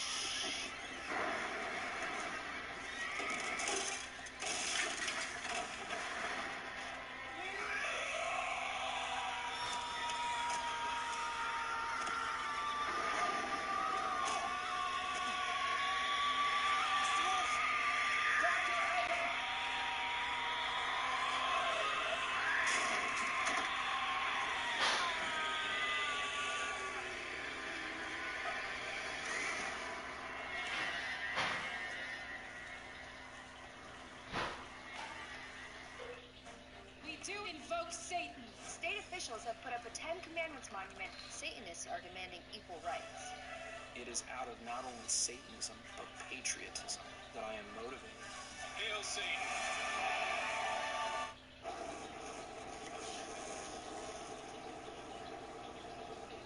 Yo. Yo. Ghost Man here. And welcome to the Thinking Man's Templar. The place where we say one red pill life far outweighs a billion, trillion, gazillion blue pill lives, and where the soldiers can come in from the war, remove their armor, drop their swords, and have conversations with like-minded men. And indeed, gentlemen, I am at your service. Now, this again, we're gonna go somewhere else with this, man. I just got off the phone with one of my brothers, man. We was chopping it up about the deep shit we be talking about. Man, and for all those, man, I pray to Yahweh, by Hashem, Yahweh Shai, in the name of the Spirit, Walk, that you brothers receive this message. Shalom to all my Israelite brothers, and I hope that you are having a good week. But but I wanted to talk about hiding in plain sight. And we all know that Satan loves to be hidden in plain sight, but at the same time, he lusts to be worshipped like the Most High, Yahweh. So what he does is he hides in plain sight. He finds other ways to be worshipped, but not directly. You understand? Now, it's getting more blatant, more brazen as of late. Like Satan is becoming very very blatant with his movies and the media and the music. And he's starting to come out from the covers. You know, and I remember a song Prodigy had when he said the song Genesis from HNIC, and he said about Satan, you know, I've been employed to pull your ass from out from the covers. You know, you talk like you got horns, some walk like you got hooves, tricking my people into following you. You know what I'm saying? Something to that effect. And rest in peace, Prodigy, man. One of my favorite MCs, man. I just listened to the Albert Einstein yesterday. I probably listened to that album 100 times. But what Satan is starting to do, he's starting to use his beloved media, Hollywood, you know, which means nothing but spells and trickery. And that's how he gets out. That's how he gets worshipped. Through these movies and these TV shows. You know, you ever notice they got the show Lucifer now? When the fuck did they ever make a show about Lucifer? All I remember back in the day, they used to have certain little movies. I remember Legend, when they had the devil in that movie, played by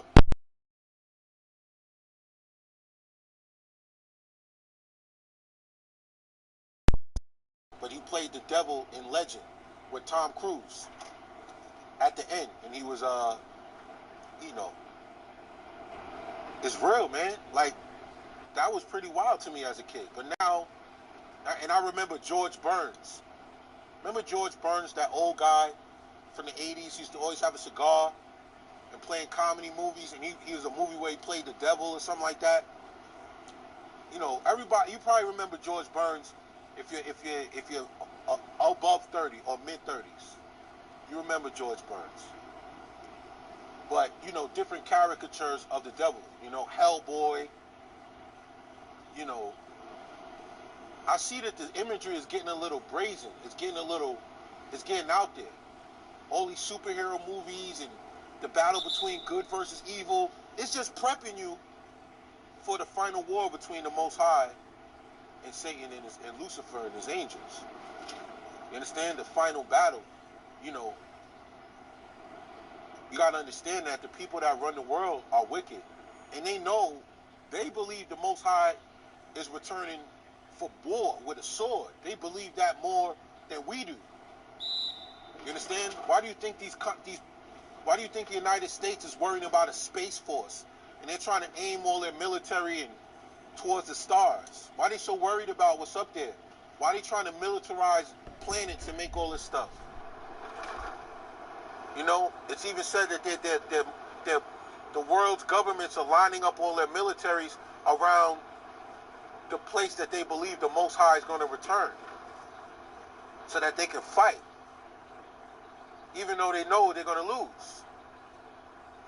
So what Lucifer is doing now, you know, they just had the movie Hail Satan come out, right? It came out on Passover, Easter weekend. It's some independent shit, right?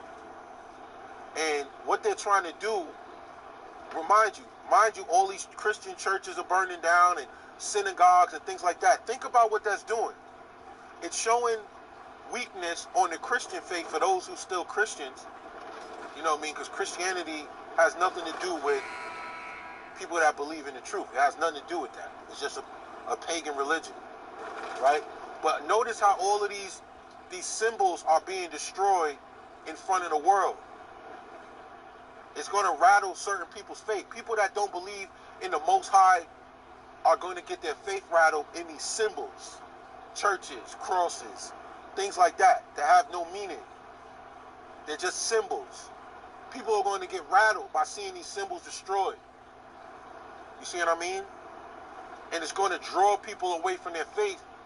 And then these people coming out with all this Hail Satan shit, they're ones that, and you could look in the trailers where they say that people that used to be Christians realize that Christianity isn't giving them the answers, so they might as well go into Satanism to get the answers that Christianity isn't giving them. You see what I'm saying? Look at the trailer. The chick says it out her own mouth.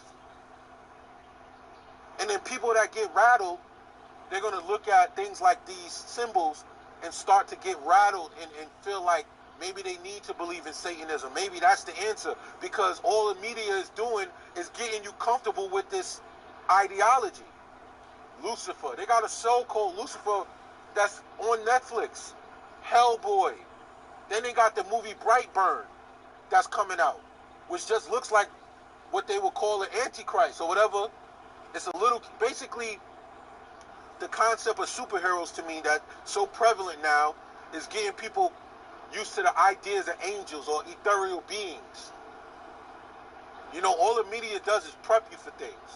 Getting you used to the idea of ethereal beings, angels, things that are strong, fast, got powers and things like can work miracles, so to speak. You know what I mean? So that maybe when you see the Most High, you won't believe him. Or you see Yahweh return, you won't believe in Yahweh because you're thinking like, oh, this, you see it on TV or whatever. You're like, oh, I saw that in Avengers. That's fake. You know, you don't think it's CGI or whatever. And then they come out with the movie Brightburn, and I'm looking at the word Brightburn. I don't know if I think about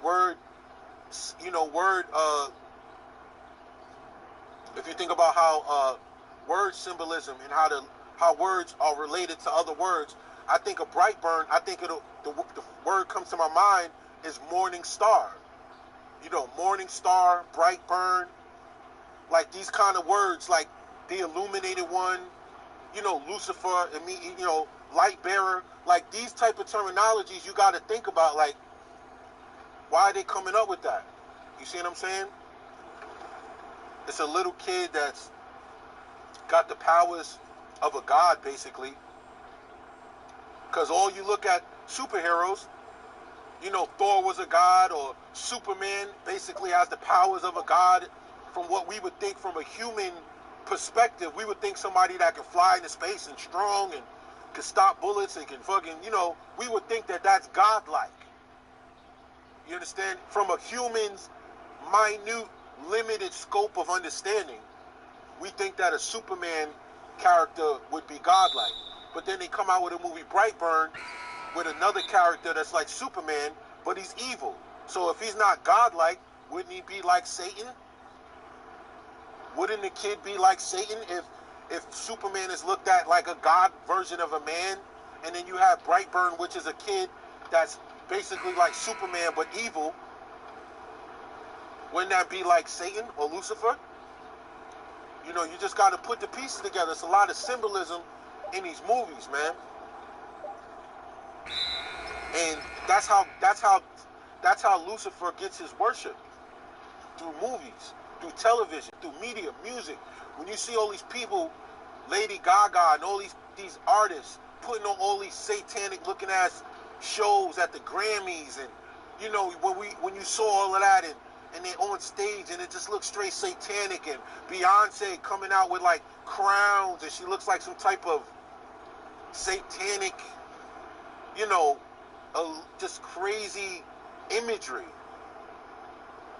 you know, of the god of the goddess of Esther, you know, which is Easter, but it's just worshiping a god, a goddess, which is basically the Statue of Liberty.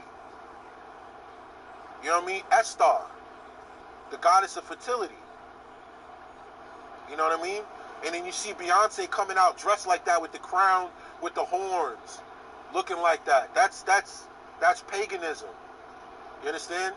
These people are trying to shatter the beliefs or the Most High's statutes and commandments. They're trying to make it look like people with fame and money and power are almost like ethereal, like they're almost not of this world. You know what I mean? Just because they have money, and they want to be worshipped too. You know, these people that we worship in Hollywood, you know, they treat them as if they're not people. You know, I don't go for none of that. I look at all of that stuff and I can see right through it. You know what I mean? Ever since Jay-Z got with Beyonce, he ain't never been the same. Never. You know what I mean?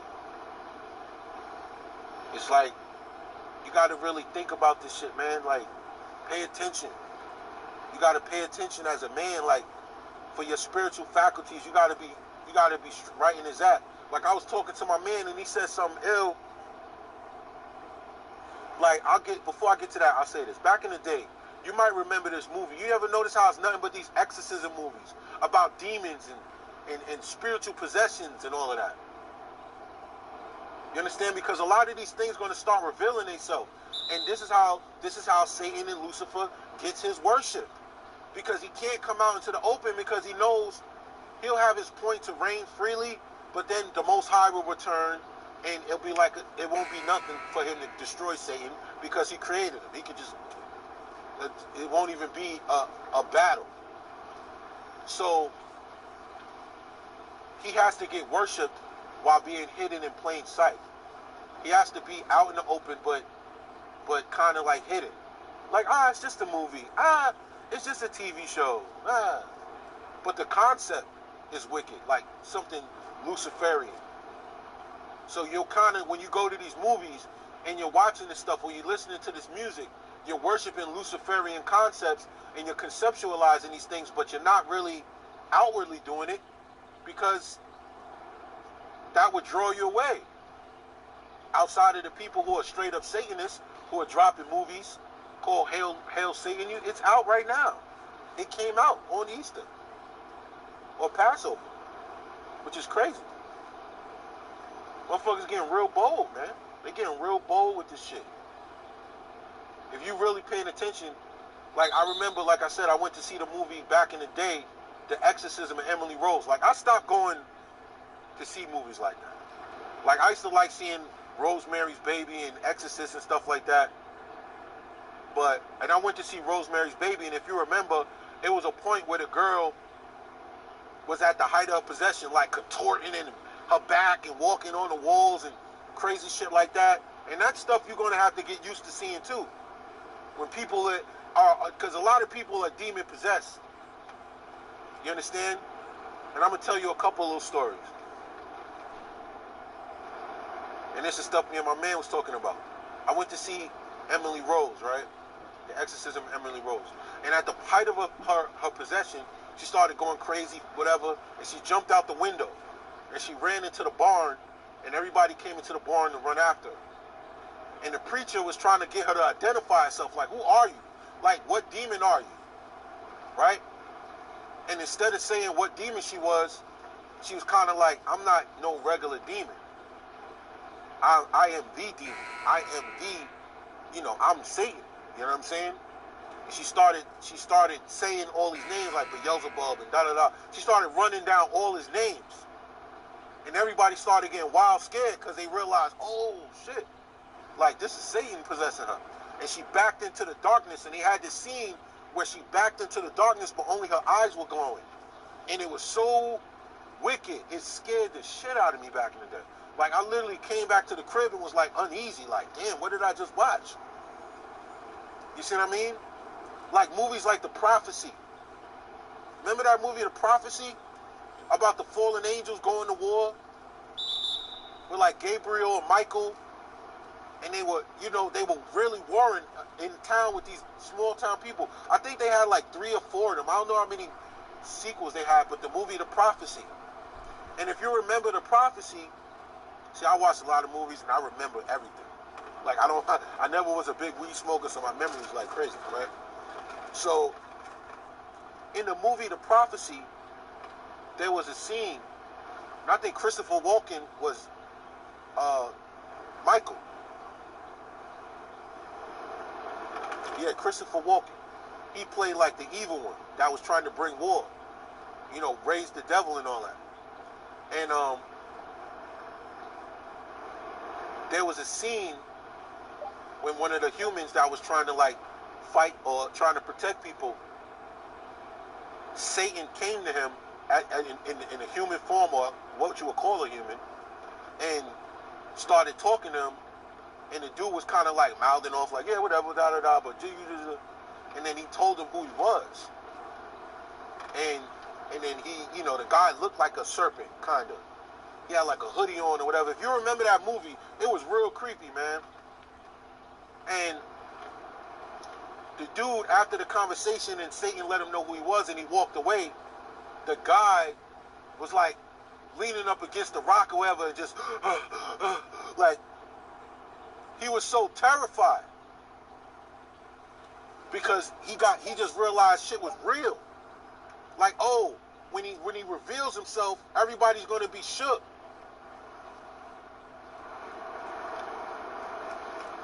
You know what I mean?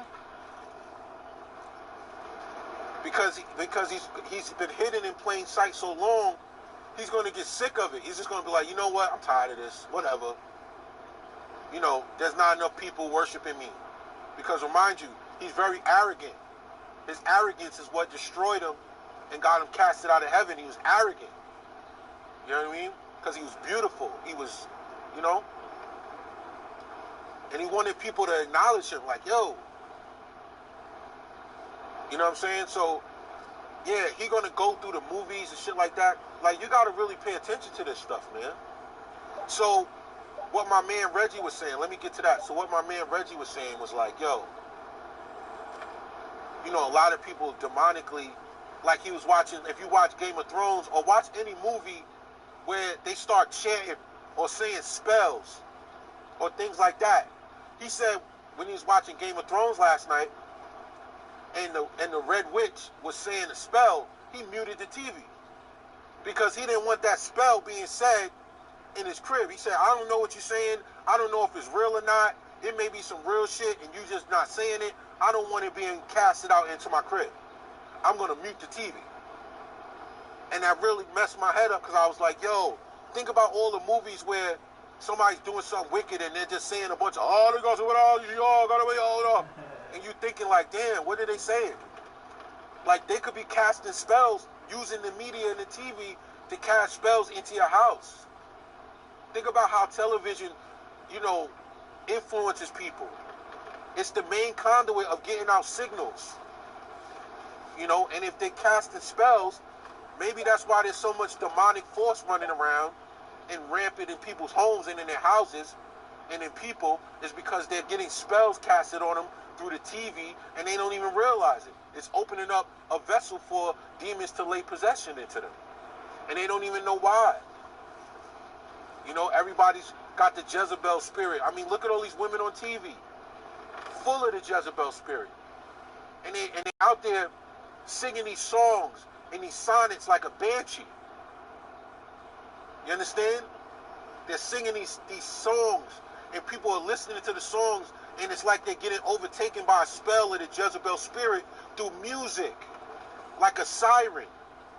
You understand the story of the sirens? These sailors, they would be sailing in the ocean and the sirens, they would sing to them, sing, ah, beautifully. And they were beautiful women. And then they would lure the men out into the ocean, close off the ocean, and they would crash their ships into the rocks where the sirens would then become these demonic ass fucking sea witches, and then they would go into the ocean with teeth and fangs and they would eat and kill the sailors. But they had to appear as beautiful first so that the sailors would be lured and they'd be listening to their music and their songs and they would turn their ships off course to where they crash into the rocks and that the sirens can now eat them and kill them. You know what I'm saying? What's different than a woman on TV doing the same thing? Singing out these spells and this energy into the atmosphere about sex and debauchery. And your daughters are out living that same life because they under the spell of Jezebel through the TV. You know what I mean? A lot of shit is hidden in plain sight. but people are not spiritually in tune, or they want to play it off as like you just tripping, you bugging, like, oh, come on, that don't make no sense. What you talking about? Like, what you mean what I'm talking about? You understand? What you mean? Like, I've seen you, like a lot of you can concur, I've seen demons in people reveal themselves. I've seen people become demonically charged. Like, if you're saying certain things to women, you notice how crazy they get? When you speak in the word to them or righteousness to them about their ways, you see them, they might even try to attack you. A lot of men who've been married to succubi and women under their own roof have literally seen this woman attack them with the fury of a demon. And you're looking at her like, what the hell? You ever seen a woman just go crazy like that? Or anybody? Like a demon just possessed them and they just coming at you like a wild animal. You know what I mean? Actually, my sister used to do shit like that. Just go ballistic. And you think to like, what's wrong with you? You know? I'm going to tell you a couple stories, right? Where I seen it through women. I told my homeboy, I was like, yo, I was dealing with this chick for like 2 years, right? She was a single mother, this back in my simping days, right? But I always had my spiritual inclination. I always knew about something, but I just never could put my finger on it. Because Christianity never, a lot of men don't go to the Christian church because a lot of black men can feel that it's fake. You know, they could feel it, and they know that it's not the truth. They know that the Bible is true. You know what I mean? They know that the Bible is true, but the religion surrounding the Bible is fake. And that's why a lot of men are atheists. A lot of black men don't understand the Most High because they went through Christianity. And Christianity is false. It's bullshit. It's a fake-ass religion that's literally on its last leg as we speak. And a lot of people are going to go over to Satanism because of Christianity being destroyed and basically right in front of their eyes. You understand? It ain't, none of this stuff is by accident. All these churches getting blown up and people, you know, using these so-called religious symbols to do wickedness. I'm telling you, man. You just got to pay attention. So I was dealing with this chick, single mother, whatever, and her big argument when we stopped dealing with each other is like, I'm not doing enough for her and her children. You know? And it was like her spell over me was breaking, so I stopped doing less for her. I stopped kicking it with her like, you know, and I came over there one last time, and I'll never forget. I came in her room, and it was all messy and shit all over the floor. I'll never forget. And she was holding her son real close, like her little badass. She had this badass son. One of the baddest kids I've come across in my life. Bad as hell. Like a little, oh my God, right? And she was holding him, and it was night. It was dark in her room, and she just had the TV on. And all I seen was her eyes in the dark. Her eyes, and it was like she looked like a fucking demon, dog. The way she looked, her face angry and contorting and yelling and screaming. And I was like, yo, this bitch is like a demon. Like I literally felt it. Like something demonic took over. And she was speaking through her. You know what I mean? Because she was angry that I wasn't doing nothing for her. I wasn't serving her no more. I wasn't worshiping her no more. And the demon in her, the Jezebel spirit, whatever, was angry. And it was trying to curse me. Man, I got up out of there, man. Whoa, that was crazy. You know what I mean? Literally, you brothers probably could think back to times you were with a woman and she did something that was like, it couldn't be nothing but demonic. Think about how these women kill these babies so easily. How they abort these children so easily. Then go right back to having unprotected sex. A woman can have multiple abortions and never learn her lesson. Women can have abortions and just go on about their life. Killing babies. I think maybe to them, maybe because babies grow inside women, they may not have the same attachment to it as a man on the outside who only sees the end result of what she births, the baby. But maybe to them, this is how I used to rationalize with myself.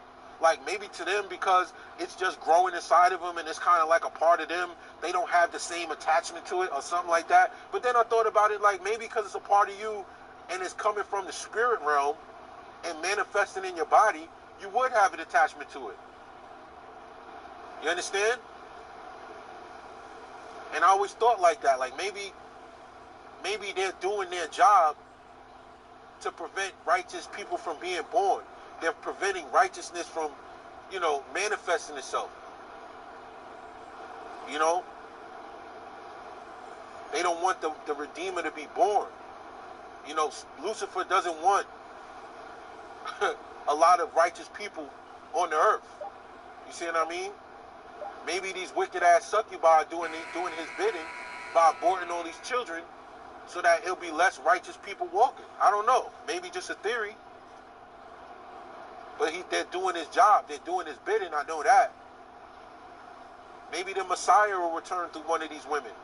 And they don't want the Messiah to return through her, so they're gonna abort a bunch of kids to prevent that. These are just theories, man,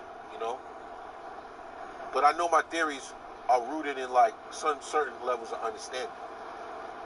And I'll tell you another story, man. I remember when I was dealing with this chick, man, and we was at the hotel, and we was fucking around, we was having sex, whatever, and, banged out, and she was real nasty, like, you girls, these succubi are nasty, they let you skeet all in their mouth, and they swallowing it and all that shit, and I did all that nasty shit, right? And I remember, I never forget this, I remember she sat up, after she did it, she sat up, leaned up against the bed like where the pillows were, and she said, it wasn't a lot, and then she said, and then she like flicked her tongue like a snake, like a serpent, like she kind of like was satisfied, like how like a snake would like, do that little flick with his tongue, like, and she like did that with her tongue real quick, and I was like, what the fuck? Like I saw it, I didn't say nothing, but I'd never seen her do that before, ever. It was like she just consumed my life force and was like satisfied, like, you know what I mean? And I was like, what the fuck? I never forgot that shit, yo.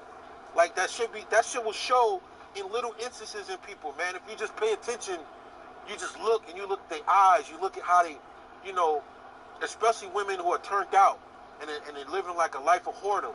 That's why I tell you, brothers, man, you got to protect your spirit from these women because they'll take you down. These women are comfortable in this shit. You know what I mean? While you spiritual brothers feel like something is wicked. I never forgot that, man. And the crazy part, it didn't stop me from continuously sleeping with her that day. I tell you, me and that girl probably had sex like 7-8 times. From the afternoon to the next day checkout. Like she never got enough. Like she could never get enough sex. You know what I mean? So I knew how she was at her height. So when that level went down, I knew she was already fucking somebody else. Like I already could tell. Because it was like women like that are always going to have somebody else to fuck. Because they got too much sexual energy for one man. So even if you are the dude she's fucking at the time, she'll use you. If she the type of chick that want to fuck 3-4 times a day, or have a little stunts when she's really horny, where she just want to fuck all day, non-stop, 5-6 times, 7 times, right? The moment she's not having sex with you that much, please believe she's fucking somebody else. Because women with a high sex drive like that, they're going to try to get it from as many different men as they can because that's exciting for them. To have sex with multiple men. Women get excited by that shit. They get fucked one way by you, get fucked one way by another dude. She got 4 different men all trying to please her and have sex with her. It's like she's being worshipped. You understand?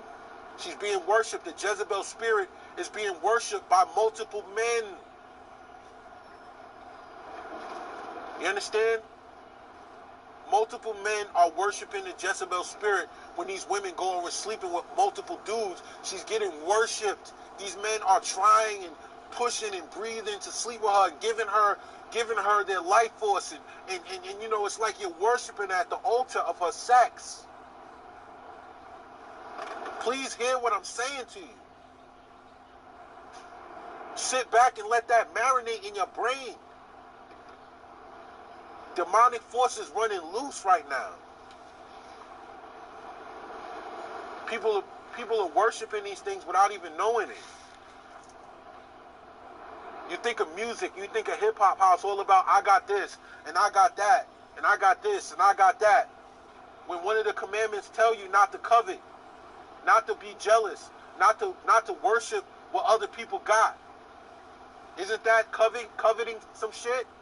Somebody I got the Phantom with the Phantom, I got the Lambo, I got 10 jewelry, I got jewelry and the hoes and money, and then you hear that and you coveting. Kids don't know, kids are not being given the truth. They're not given the commandments by their mothers because there ain't no fathers around. So these kids don't know the commandments, they don't follow the commandments, they don't know Yahweh, they don't know Yahweh Shai, they don't care.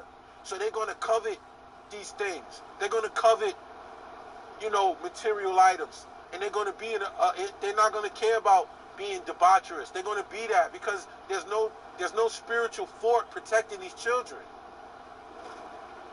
So as Satan begins to reveal himself, he's going to become commonplace to the younger generations. While us that are older and wiser, we can see the trickery, but these kids are not. They're going to look at it like, oh, Satan's on fucking Lucifer's on Netflix. This show is cool. But they don't know that while they're watching that show, all they're doing is coveting Lucifer, coveting the morning star. Not coveting, worshiping. You understand? You see all those people around Beyonce when she took that creepy ass photo or concert when she came out like a queen with a gold dress on and like this creepy ass crown, and she had all these people reaching for her like she's some type of goddess or deity. Like that shit is worship. That's paganism. That's wicked. Worshipping these celebrities is wicked, man. Come on, man. You can see that shit. Hidden in plain sight, man. That movie Brightburn looks bugged out to me. It looks like, if he's not Superman, and Superman is like a god on earth, then he's the devil, right? Who is he supposed to be? People gonna be like, nah, he's supposed to be Bizarro. No, you dumbass. He's supposed to be Bizarro, the opposite of Superman. No, dumb. No. Stop thinking these fucking superhero movies and all this shit don't got spiritual undertones. You know what I mean? Think about this. Think about Godzilla. In the Bible, there were monsters and beings like that. In Revelations, all type of shit. All Godzilla is Leviathan. You understand? That they speak about in the scriptures. Comes out of the water. What does Godzilla do? Come out of the water. What does Godzilla mean? Doesn't it mean like he's like a god? You see what I'm saying? Come on, pay attention. And what is he fighting in the trailer for the new movie? A dragon with 3 heads. I forgot what his name, Gorda, whatever the name is. Don't they speak about in Revelations a dragon with multiple heads? Come on, man. These people in Hollywood, man, all they about is casting spells. Why do you think they cast you for a role? Why do you think they have casting calls in Hollywood? That means casting spells. Come on, man. Think about it. Yo, man. Y'all want to come for the real shit, come to the Thinking Man's Templar channel, man. You want to go waste your time talking about Pookie and Ray Rays and Lames, go wherever you want to go, right? It's TMT, man. We talking about the deeper concepts, man. Think about this shit. You got to really pay attention to how Hollywood uses imagery. Think about it. An actor is nothing but a liar, a great pretender. You understand? Come on, man. Hollywood, casting spells, casting call. They have a cast in a movie. This is the cast. Come on, man. These are the people we're using to cast the spell. Come on. I know y'all listening to this shit like, oh. Never thought of that. Right? Come on, man. Come on, man. This is easy, man. You just gotta have your eyes tuned to what's going on. A lot of shit, man. Devil hiding in plain sight, man. He's hiding in plain sight. You gotta be aware. Watch how these movies are gonna be coming out, the concepts. Pay attention to this shit. It's gonna be summertime. It's gonna be a lot of movies. You know what I mean? With the concepts, you just gotta pay attention to the undertones. What are they really trying to show you? What are they really trying to get off without you really knowing? Remember what I said. The devil wants to be worshipped. Satan wants to be worshipped. But he can't be out in the open for real. He got to do it behind the scenes. You understand? But he can be worshipped on TV. He can be worshipped through music. Subconsciously, without you even knowing you're doing it. Just because you letting these ideas get in your head. You see what I mean? You got to be real cautious about what you consume. Your mental diet. Your mental and spiritual diet. YouTube is the same thing. You can go on YouTube and type in certain shit. You'll find Satanists on this shit. You'll find hail Satan. You'll find all of that shit on YouTube. The same wicked people are on YouTube spreading wickedness just like they do in the movies, just like they do in music. YouTube is just another form of the same shit. Why do you think they give people that speak a righteous message such a hard time? That people that tell the truth, why they get their channels taken down? You know what I'm saying? Think about it.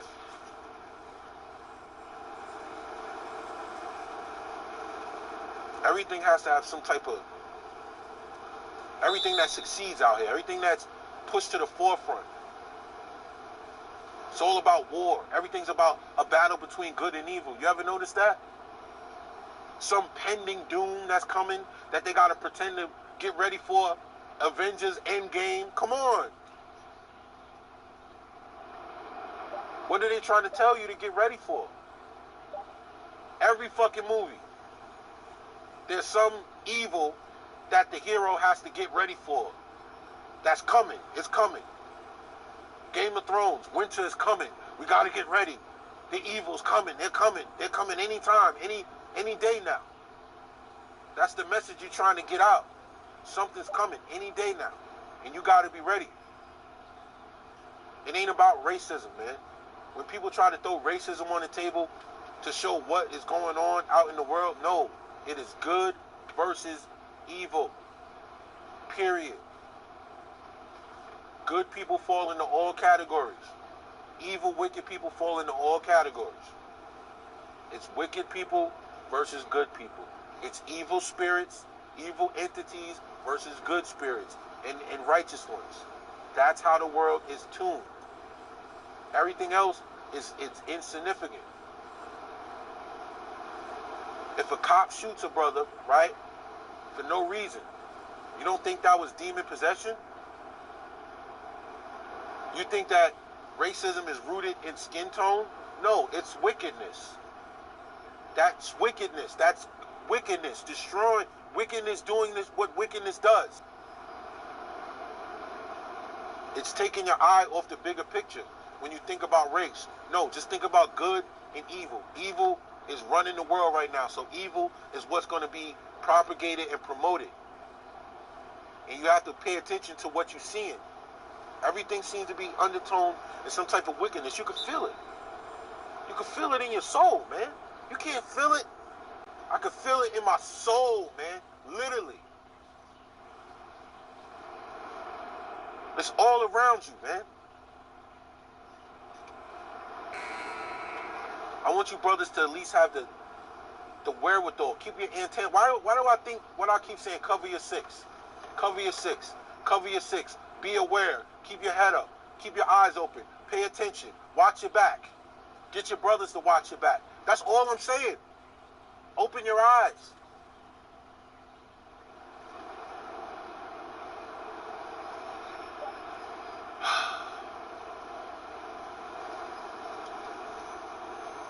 I want you brothers to drop your examples of things you've seen. I want this comment section to be flooded with wisdom of what you've seen. Demonic possessions that you may have experienced. People that you've seen being possessed by demons that revealed themselves to you. Oh, scary shit, right?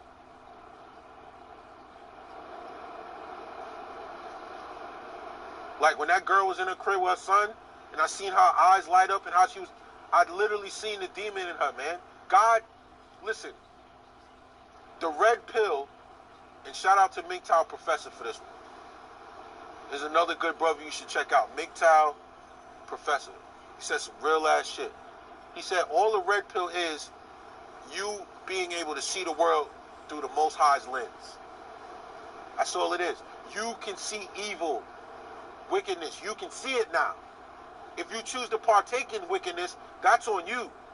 But now with the red pill, you can see the world through the Most High's lens. You can see the wickedness in the world like the Most High does. So now you have to act accordingly. It's your responsibility. Now, if you choose to take that and go out and commit more evil acts, that's on you, and you will be held accountable for that. But if you realize the wickedness that you can now see around you in your environment,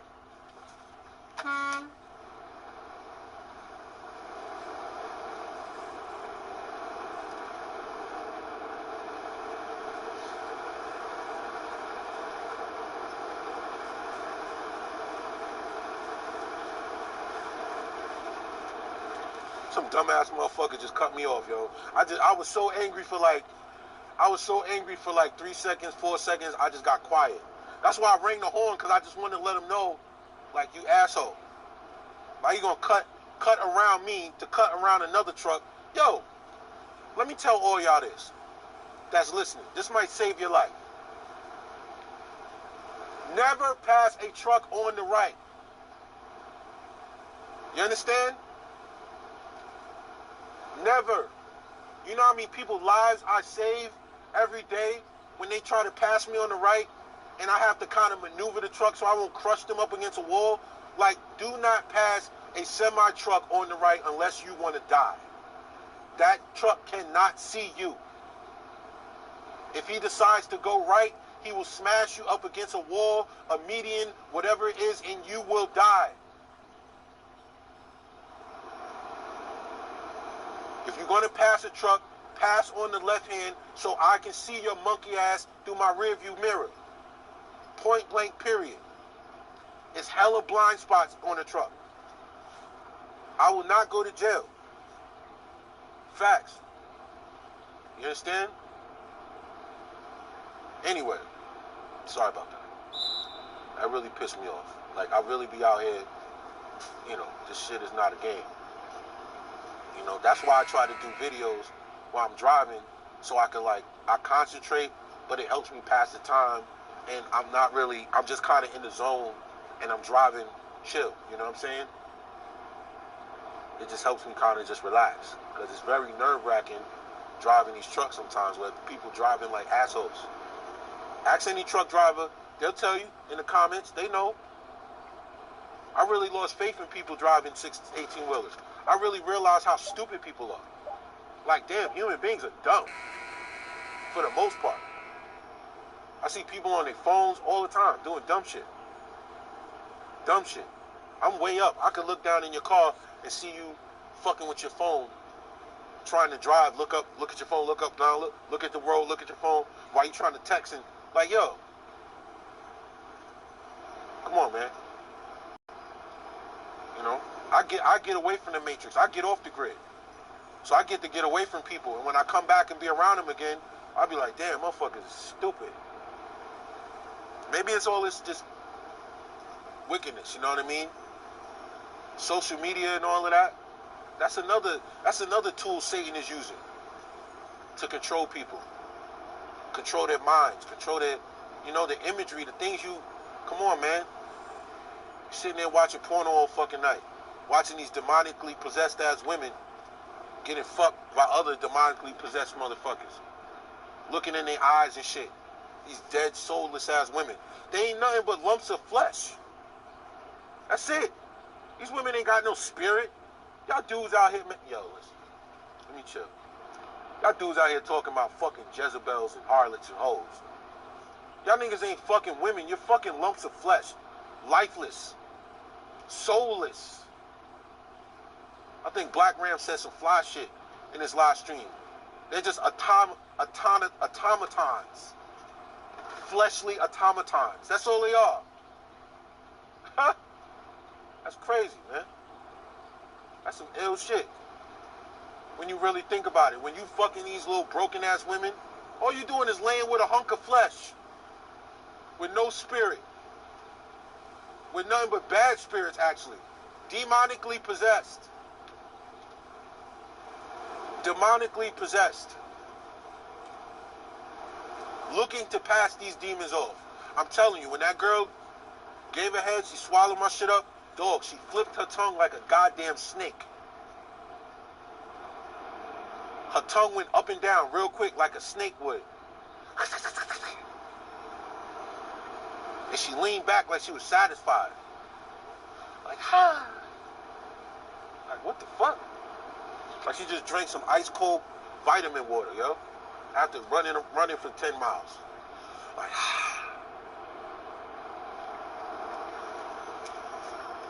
y'all sat there and was like, yo, what the fuck? Real shit, fam. I'm telling you. I'm telling you, man. These motherfucking demons are out here. Lucifer is out here. He's so slick with it, man.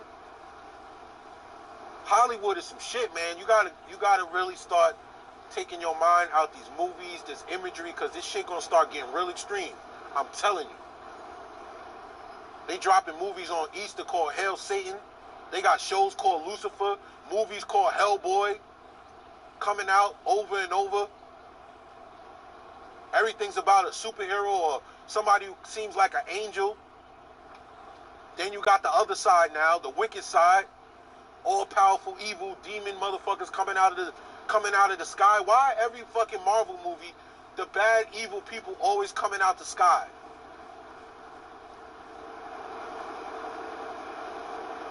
Some type of portal or some shit. Every time. Every time.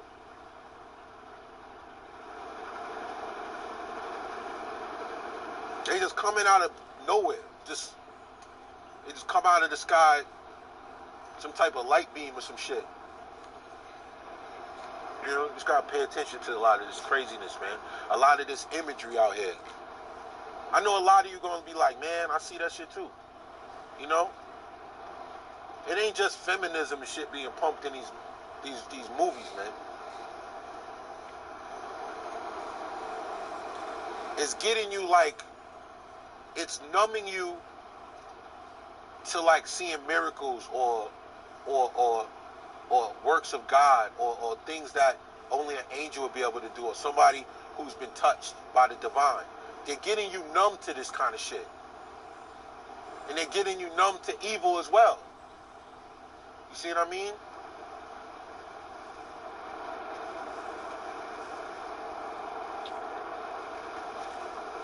You know, if they show on the news like, oh, there's this being floating in the middle of the sky or whatever, or they're gonna show you some crazy ass shit going on, you're gonna think it's CGI. You're gonna be like, this shit ain't real, it's fake. I saw this on Avengers. I saw this in the movies. You know what I mean? All it is prep. All these end of the world movies, zombie apocalypse, people eating people flesh and all that crazy shit. They just getting you used to seeing the world in complete chaos, bro.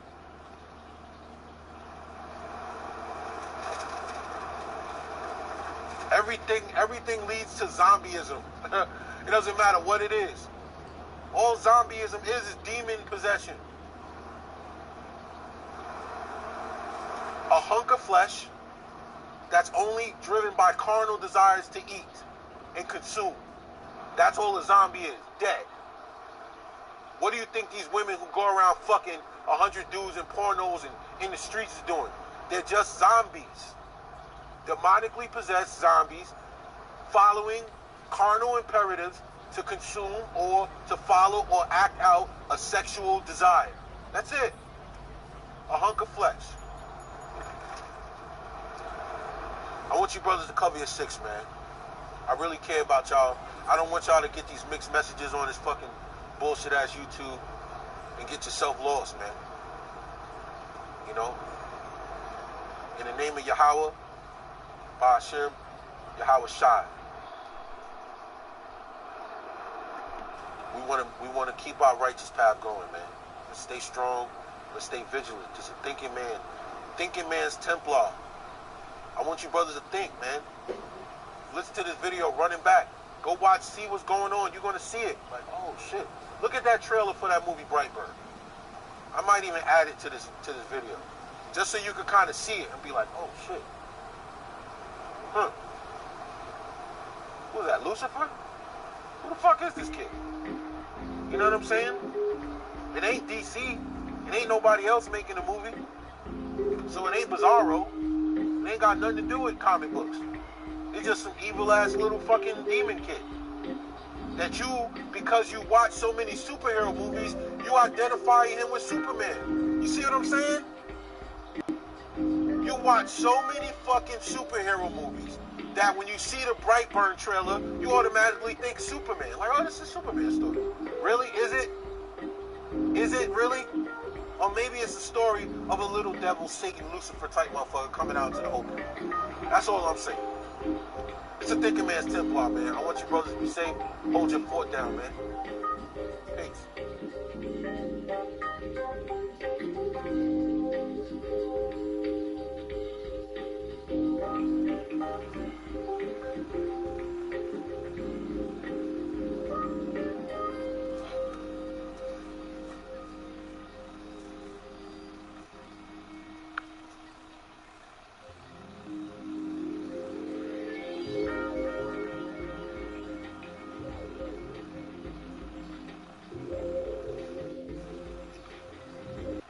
Great God, what up, baby? Sleeping Giant, what's up, baby? What's up?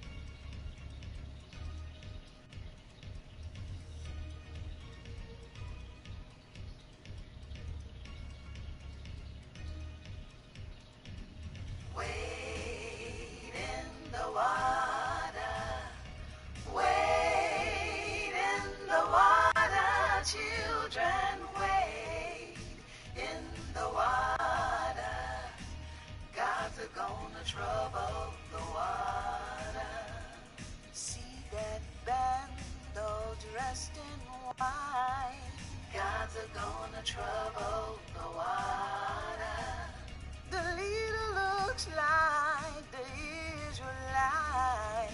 Gods are gonna trouble the water. Ooh, wade in the water. Oh, wade in the water, children, wade in the water. God is gonna trouble. Gods are gonna trouble. Oh, see that band all dressed in red. Gods are gonna trouble the water. Ooh, it looks like the band that Moses led. Gods are gonna trouble the water. Oh, whoa, whoa, wade in the water. Oh, wade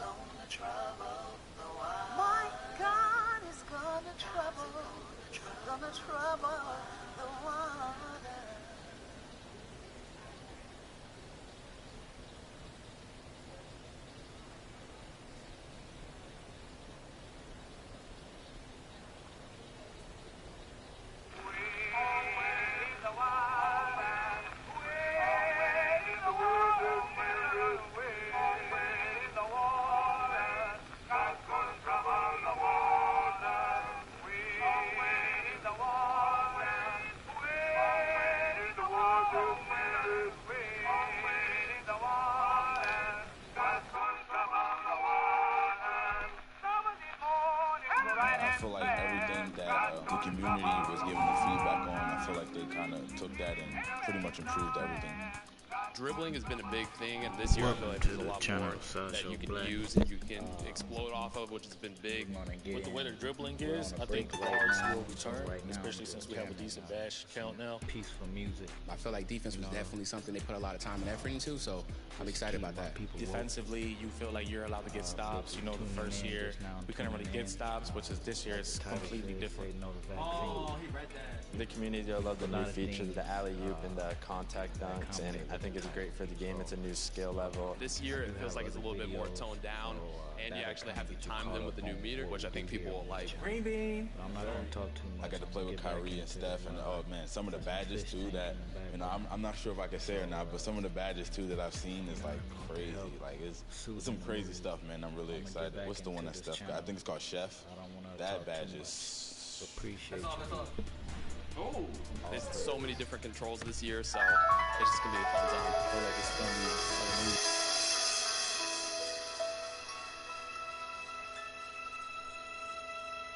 Oh, autumn seems to never end. The leaves are always brown. Summer seems to never tend to ever come around. Springtime's are for beginnings, when true love is found. Winters are for finishings, true love stands its ground.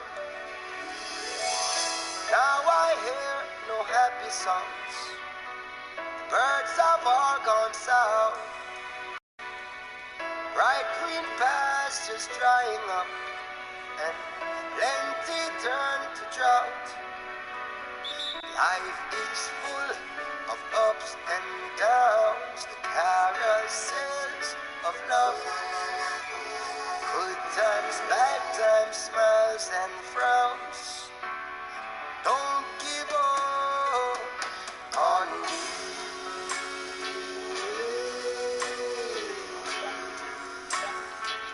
Don't give up on me.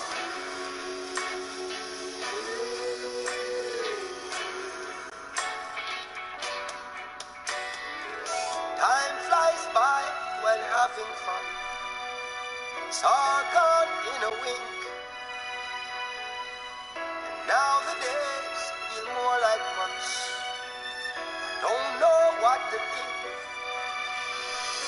Life is full of ups and downs, the carousels of love.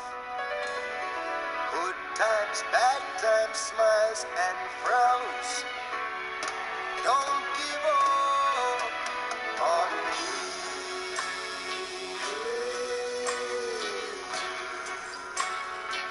Don't give up on me.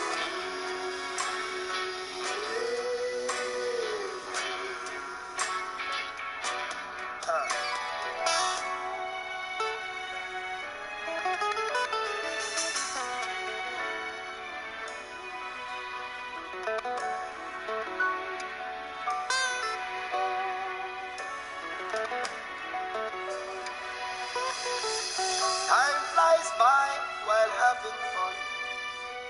It's all gone in a wink. Now the days feel more like months. Who knows what to think? Life is full of ups and downs, the carousel of love. Good times, bad times, smiles and frowns. Darling, don't give up on me.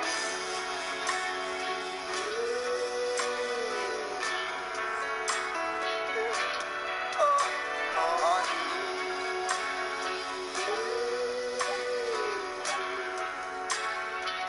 Don't give up on me.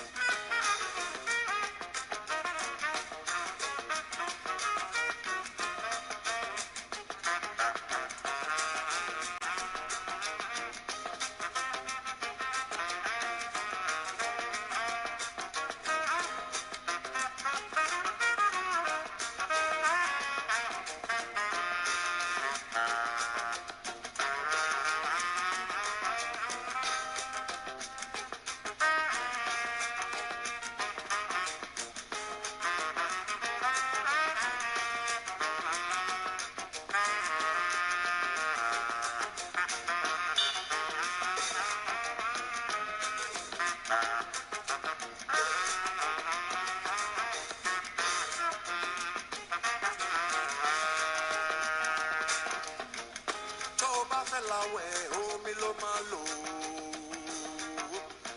If you want to wash, now what are you going to use? To bafesebe, oh me lo malo. If you want cook soup, now what are you going to use? To be back bono, oh me lero. If your head is hot, now what are you cool on? Tomo bandaba, oh me lo malo. If your child they grow, water can go use. If water kill your child, now water you go use. No. To me back mama we, oh me no lo malo. Go someone to the shake, oh malo me oh. Nothing without water. Go someone to the shake, oh malo me oh. Oh me you not water. You know the thing. Oh me you not water. You know the thing. If you fight up unless you wonder. You know the thing. I say water no get enemy. Water. You know the thing. If you fight up unless you wonder. You know the thing. Oh me you water. Water. You know the thing. At the top of black man power. Water. You know the thing. At the top of black power, I say, water no get enemy. Water. You know the thing. If you fight them unless you want die. Water. You know the thing. I say water no get enemy. Water. You know the thing. I say water no get enemy. Water. You know the thing. Oh me you water. Water. You know the thing. Oh me you water. Water. You know the thing.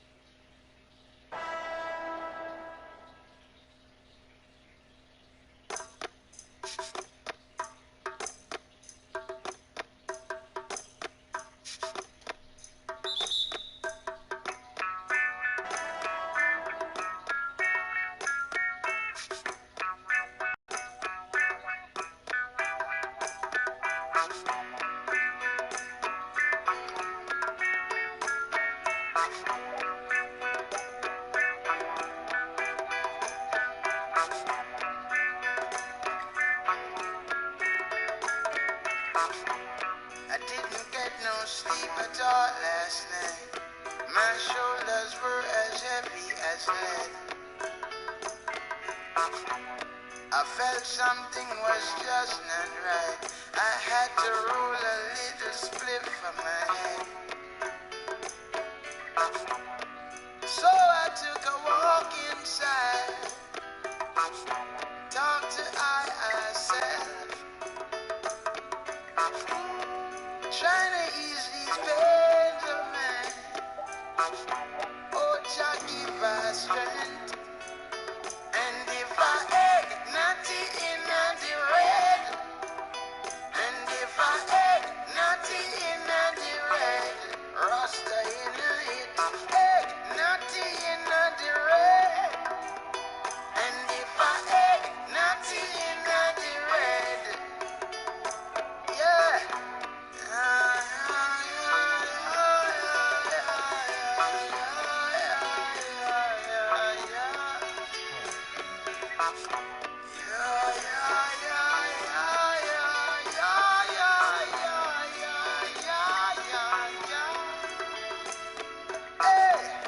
Now I'm in an irie place.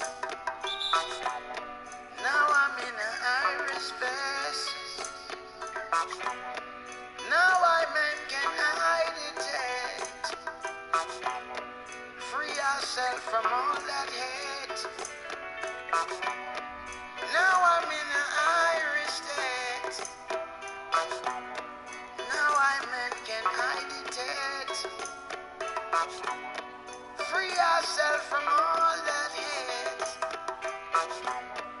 Bless them with your love and grace. And if I egg natty in the red, and if I egg natty in the red, Rasta in the hit, natty in the red, and if I egg natty in the red, yeah, yeah.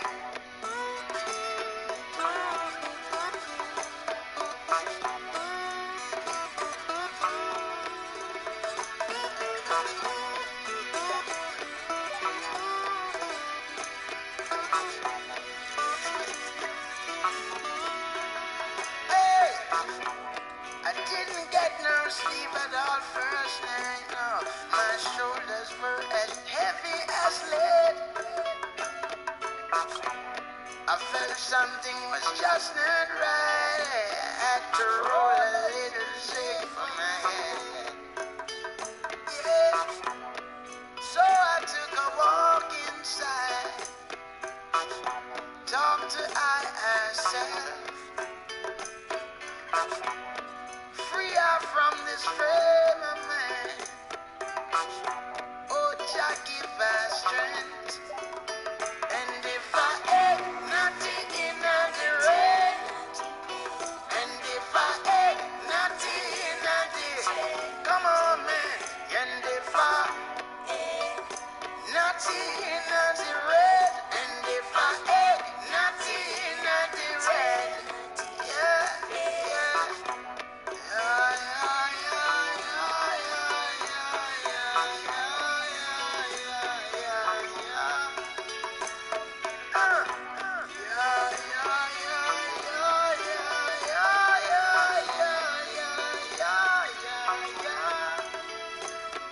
None shall escape Jah judgment.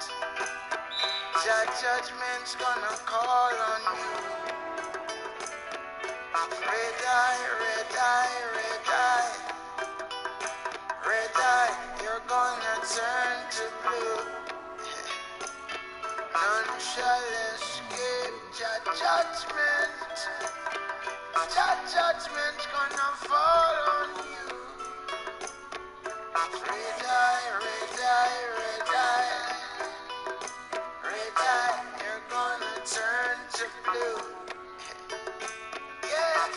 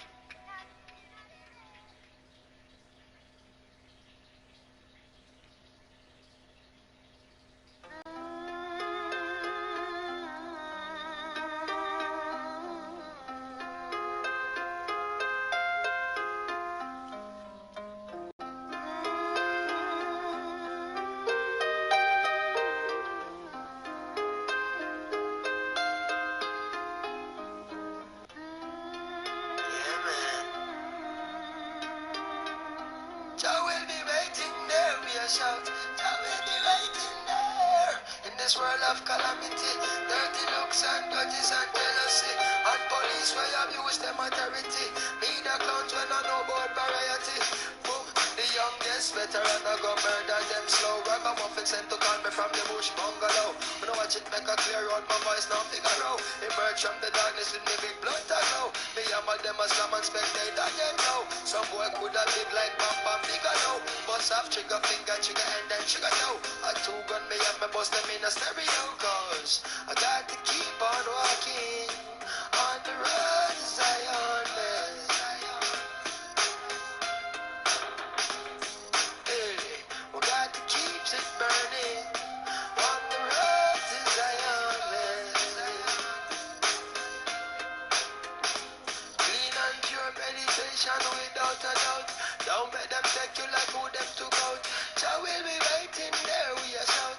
Jah will be waiting there. Clean and pure meditation without a doubt. Don't let them take you like who them took out. Jah will be waiting there, we a shout. Jah will be waiting there. You got to keep on walking on the road to Zion, man. Been waiting to do this track with you, man. Haha, yeah. You know, they know. You got to keep on walking on the road to Zion, man. You gotta keep walking, y'all. Yeah, you gotta keep. Sometimes I can't help but feel helpless. I'm having daymares and daytime, wide awake, try to relate. This can't be happening like I'm in a dream while I'm walking. Cause what I'm seeing is haunting. Human beings like ghosts and zombies. President Mugabe holding guns to innocent bodies in Zimbabwe. They make John Pope seem godly, sacrilegious and blasphemous. In my lifetime, I look back at paths I walked where savages fought, pastors taught, prostitutes stomping high-heel boots, and badgers scream at young black children, stop or I will shoot. I look back and cook crack, plush cars that pass by. Jaguars, man, fly, and I'm guilty for materialism. Blacks are still up in the prison, trust that. So save me your sorries. I'm raising the army, revolutionary warfare with Damian Marley. We sparking the irons, marching the Zion. You know how Nas be, NYC, state of mind, I'm in this world of calamity, dirty looks and grudges and jealousy, and police where abuse them authority. Media clowns when I know about variety. Single parents that need some charity. Youths that need some love and prosperity. Instead of broken dreams and tragedy, by any plan and any means and strategy. See, I got to keep on walking on the road to Zion, man. Hey, we got to keep it burning on the road to Zion, man.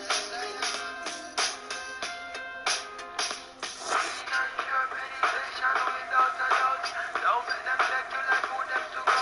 Jah will be waiting there, we a shout. Jah will be waiting there. Clean and pure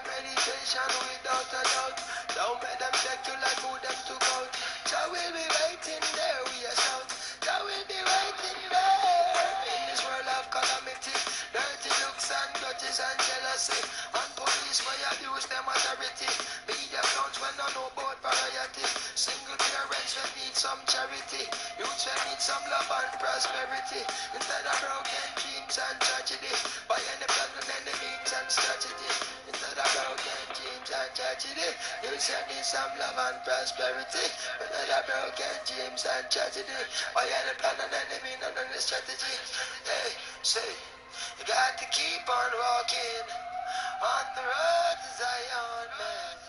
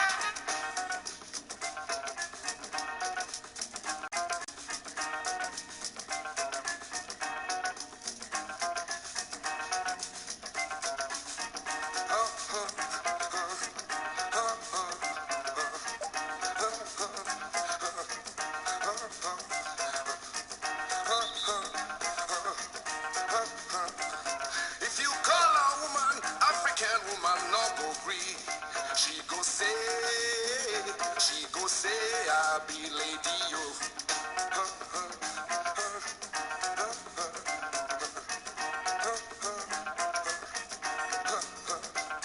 If you call a woman, African woman, no go green. She go say, I be lady, yo.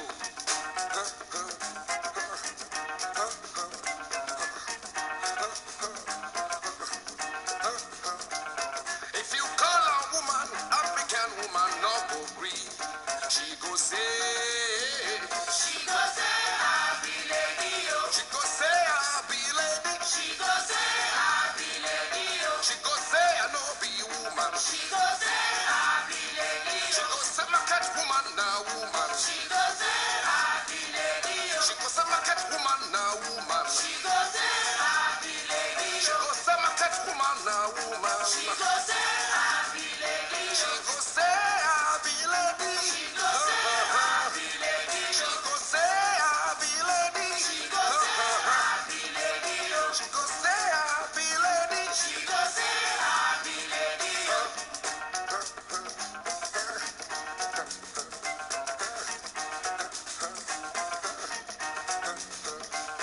I want to tell you about lady.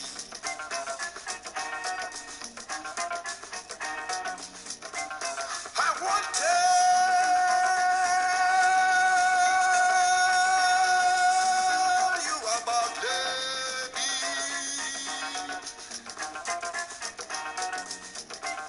I want to tell you about lady. She go say him equal to man. She go say him get power like man. She go say anything man do himself fit do. She go say him equal to man. She go say him get power like man. She go say anything man do himself fit do. I never tell you finish. I never tell you finish. I never tell you finish. I never tell you finish. I never tell you. She go on take cigar before anybody. She go on make you open door for him. She go on make him man wash big for them for kitchen. She want salute man, she go sit down for share. She want salute man, she go sit down for share. She want sit down for table before anybody. She want sit down for table before anybody. She want a piece of meat before anybody. She want a piece of meat before anybody. Call 'em for dance. She go dance, lady dance. Call 'em for dance. She go dance, lady dance. African woman go dance. She go dance the fire dance. African woman go dance. She go dance the fire dance. She know him man a master. She go cook for him. She go do anything he say. But lady not be so. But lady not be so. But lady not be so. But lady not be so. Lady not master. Lady not master. Lady not master. Call 'em for dance. She go dance, lady dance. Call 'em for dance. She go dance, lady dance. African woman go dance. She go dance the fire dance. African woman go dance. She go dance the fire dance. She know him man a master. She go cook for him. She go do anything he say. But lady not be so. But lady not be so. But lady not be so. But lady not be so. Lady not master. Lady not master. Lady not master. Lady not master. If you call a woman, African woman, not go green. She go say. She go say, I be lady, yo. She go say, I be lady. She go say, I be lady, yo. She go say, I no be woman. She go say, I be lady, yo. She go say, my cat woman, now woman. She go say, I be lady,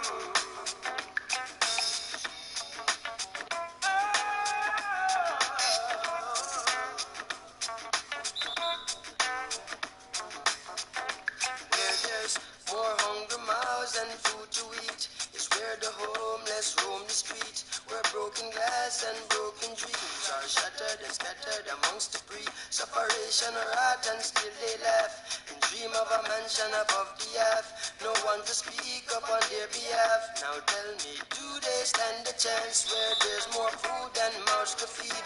Where you'll find those who claim to lead because of all their personal greed. They always want more than they need. They don't help those below the half. Instead they stand aside and laugh as if it's all we'll ever ask. When will they make a change? Lift your hands to the one who created the sun, my children, and your light is shining again. Show the world your love's okay. When we rise and greet the sun, let's give him thanks and praise. Illegal guns, they roam the night in hungry hands waiting to bite. The first sign of any food in sight, youths in the dark searching for light. Hard times they face is not a choice. Police curfew is no surprise, and with no one to be their voice. Do they stand a chance where there's more food than mouths to feed? Where you'll find those who claim to lead because of all their personal greed. They always want more than they need. They don't help those below the half. Instead they stand aside and laugh as if it's all we'll ever ask. When will they make it's a like change? Home never take out them big wicked. Say I get when we nation naughty. And true me go burn up. Don't tell them fools don't cross me. That's only where sin they brought me. And that's why them time bless me with no post secure. Me know that I kill them softly. And then they're not really even who they think they are.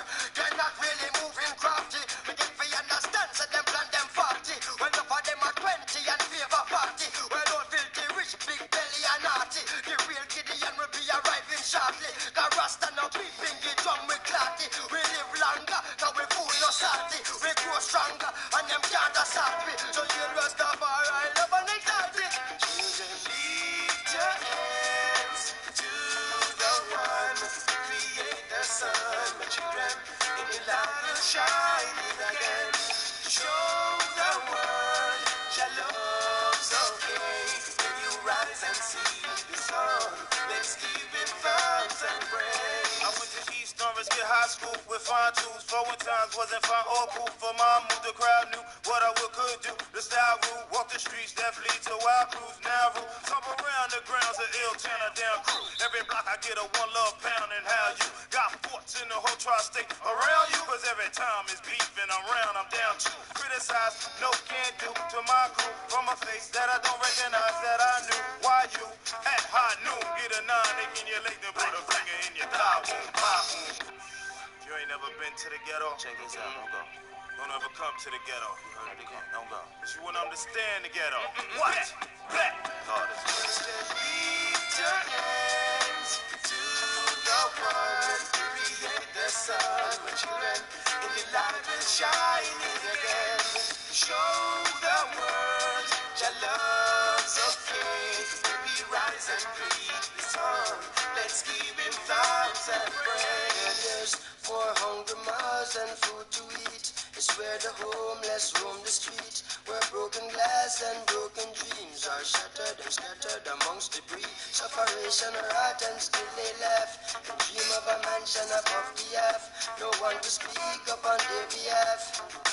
Do they stand a chance where there's more food than mouths to feed? Where you'll find those who claim to lead because of all their personal greed. They always want more than they need. They don't help those below the half. Instead they stand aside and laugh as if it's all we'll ever ask. When will they make a change? Lift your hands to the one who created the sun. My children, in the light is shining again. Show the world your love's okay.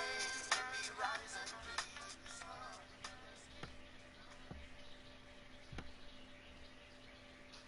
Brother man say, could it be?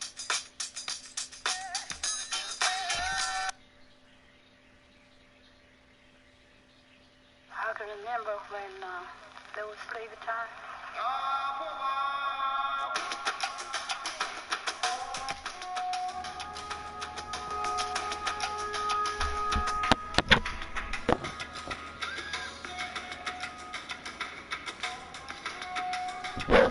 What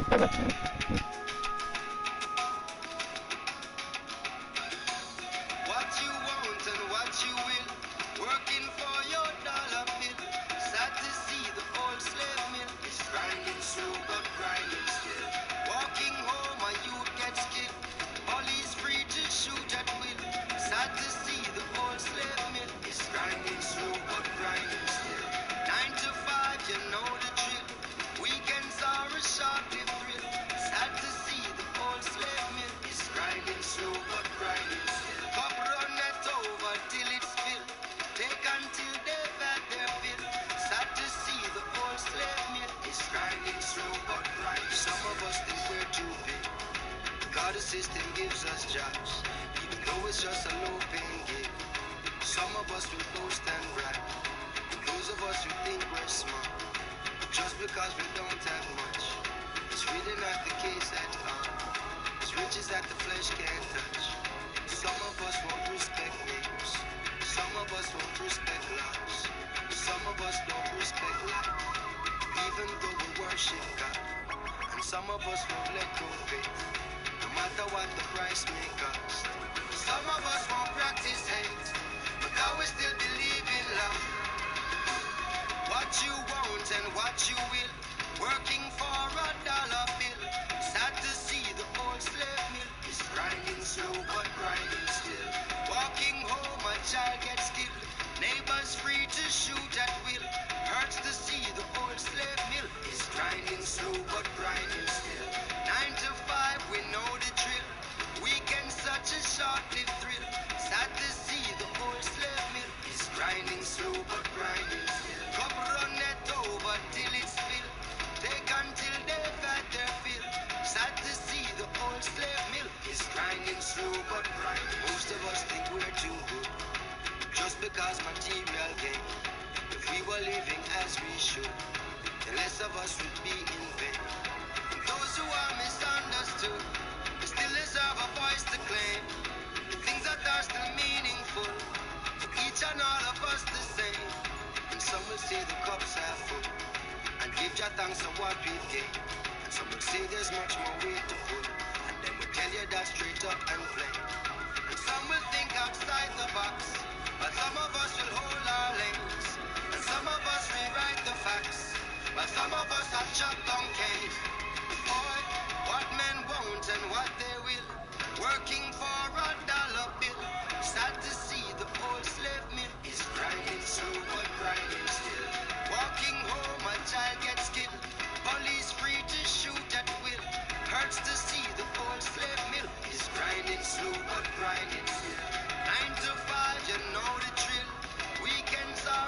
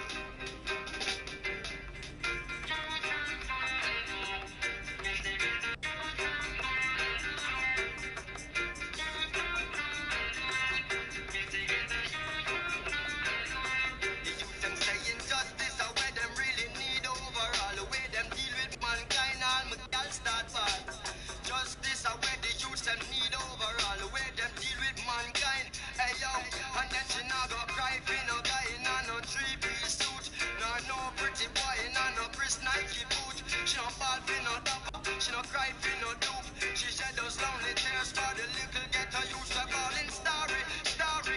Ex-news and cleaner. Food might be dirty, but his heart is much cleaner than those politicians fighting dumb sense demeanor. I get up every day, them want to run this arena. Extra, extra, read all about it.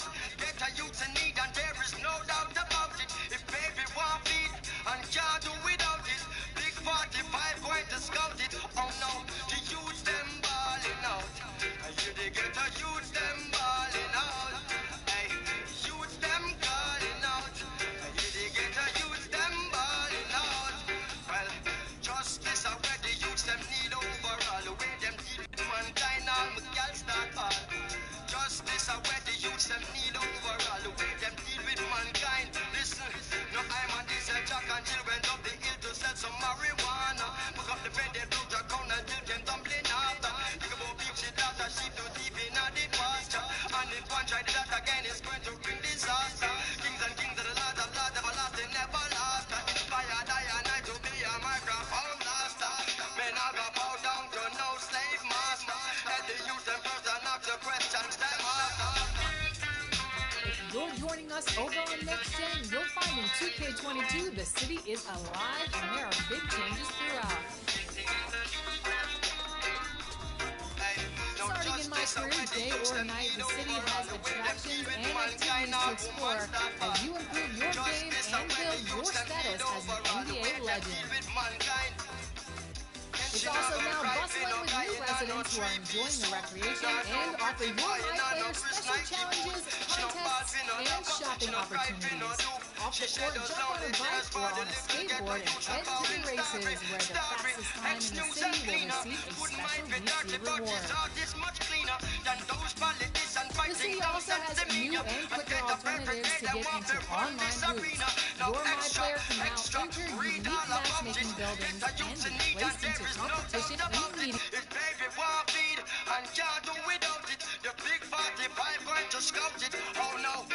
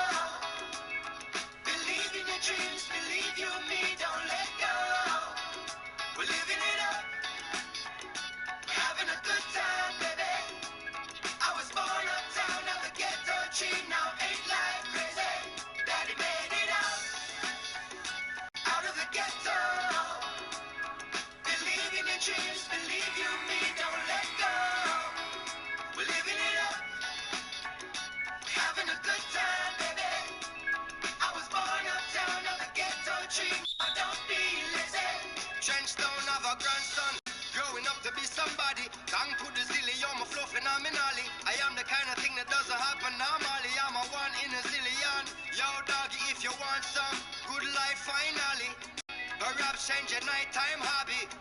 Come out of the old crime lobby and benefit from your wisdom. Me a go and live it up, life is better than great. Every other day me pass a dozen dub plate. Put in our hustle, we no sit down and wait. Don't put no muscle, now it's never too late. They go and celebrate in a rich new place. The little Rastaman from Trench don't fly the gates. With food in our plate and drinks in our crate, we sing till the neighbor them wait. But I made it out of the ghetto. Believe in your dreams, believe you me, don't let go. We're living it up, having a good time, baby. I was born uptown on the ghetto dream, now ain't life crazy. Daddy made it out of the ghetto. Believe in your dreams, believe you me, don't let go. We're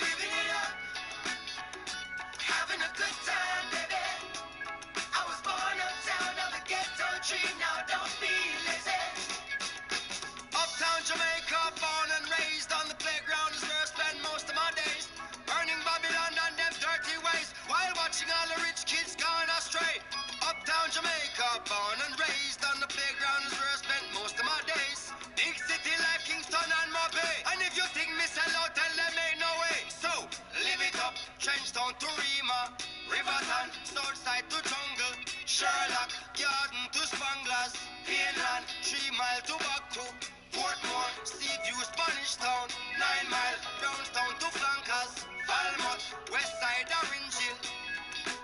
My daddy made it out of the ghetto. Believe in your dreams, believe you and me, don't let go.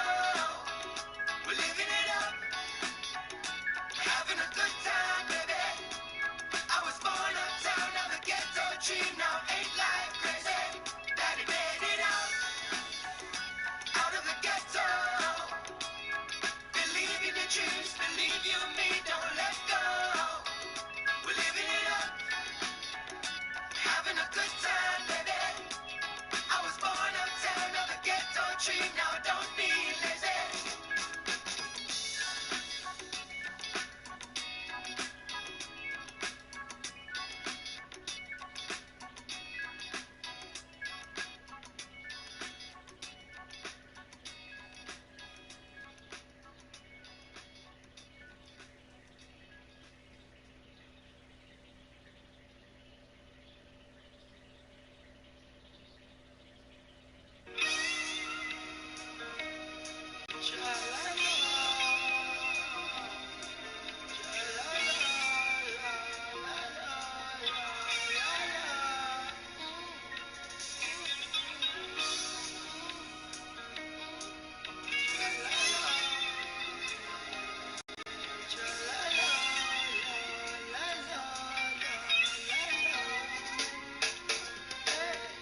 Vexation of spirit is a waste of time.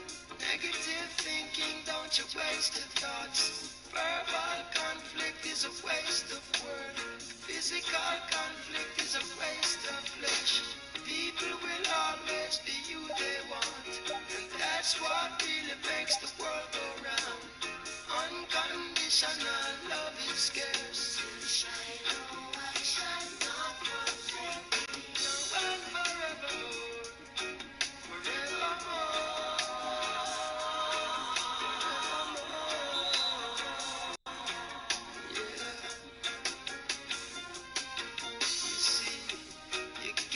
precious life to me, so I live my life for you.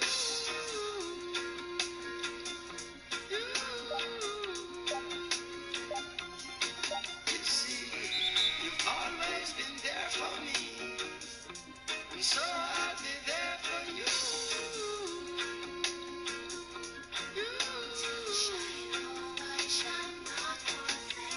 Bless your eyes and may your days belong.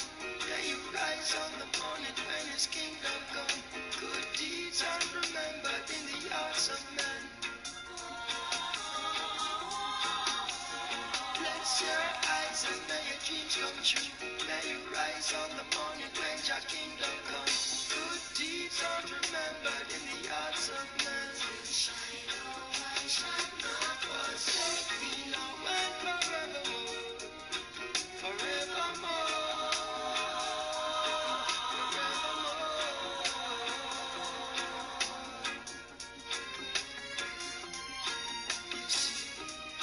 Always had faith in me, and so I'll have faith in you.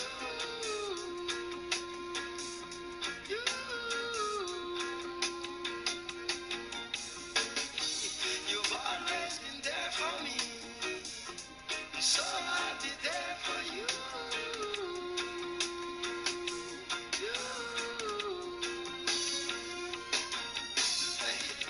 You've always been good to me, even when I'm not good to myself.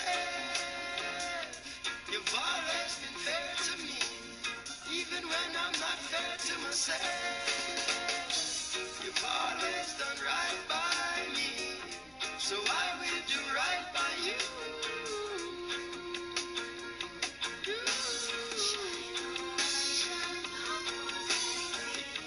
You've always been there for me, mama, so I'll be there for you, papa. You've always been fair to me, brother, so I'll be fair to you, sister. You've always had faith in me, and so I'll have faith in you.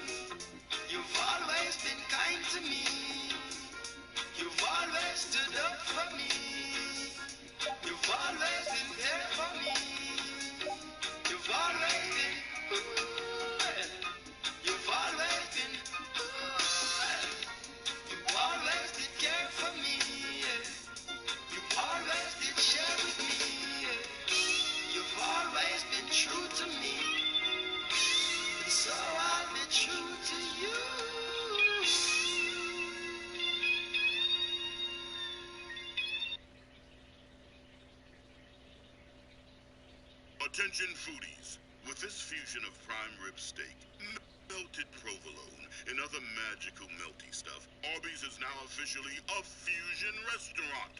Chef Smooch, Arby's, we have the meats.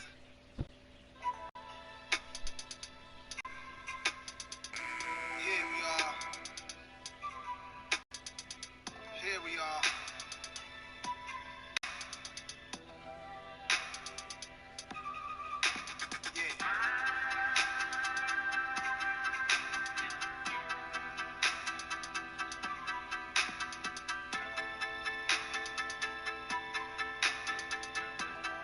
This one right here is for the people.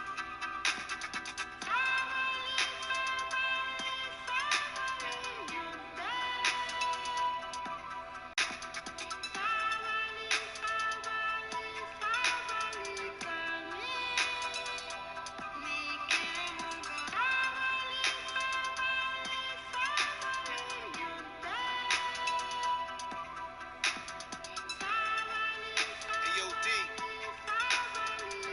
Let's go all the way in on this one. Some of the smartest dummies can't read the language of Egyptian mummies on a flag or a moon, and can't find food for the starving tummies. Pay no mind to the youths, cause it's not like the future depends on it. We save the animals in the zoo, cause the chimpanzee them a make big money. This is how the media villages, on TV the picture is savages and villages, and the scientists still can't explain the pyramids.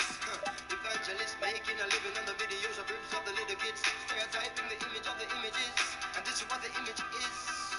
You buy a car, key points, and all of a sudden you are say Indiana Jones. And I tip out the gold and tip out the scrolls and even the bird bones. Some of the worst paparazzis I've ever seen and ever known. With the words on this place of the world can see, and that's all that will ever show. So the ones in the west will never move east and feel like it'll be a town. Get tricked by the beast, but the way them gonna flee when the monster is fully grown. Solomonic lineage where them still can defeat and them coulda never clown. A spiritual DNA that prints in my soul and I will forever own, Lord. Yeah. Sabali, that's patience. That's what the old folks told me. Can you give it that? Discovering the world before this world. A world buried in time. Uncovered with rhymes. It gets no realer. We born unknowing, are we born knowing all? We growing wiser, are we just growing tall? Can you read thoughts? Can you read palms? Can you predict the future? Can you see storms coming? The earth was flat, if you went too far you would fall off. Now the earth is round, if the shape change again everybody would have stopped laugh. The average man can't prove up most of the things that he chooses to speak of. And still run research and find out the root of the truth that you seek of. Scholars teach in universities and claim that they're smart and cunning. Tell them find a cure when we sneeze, and that's when their lungs stop running. And the rich get stitched up when we get cut. Wanna heal them broken bones in the bush with the wet mud. Can you re-science? Can you restart? Can you make peace? Can you fight war? Can you milk cows even though you drive cars? Can you survive against all odds now?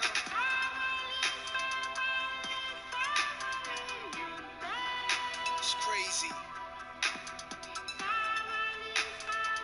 When you feed people the truth, you don't know how they gonna react. You're scared of wrongdoers, people that's just ignorant and scared of the truth.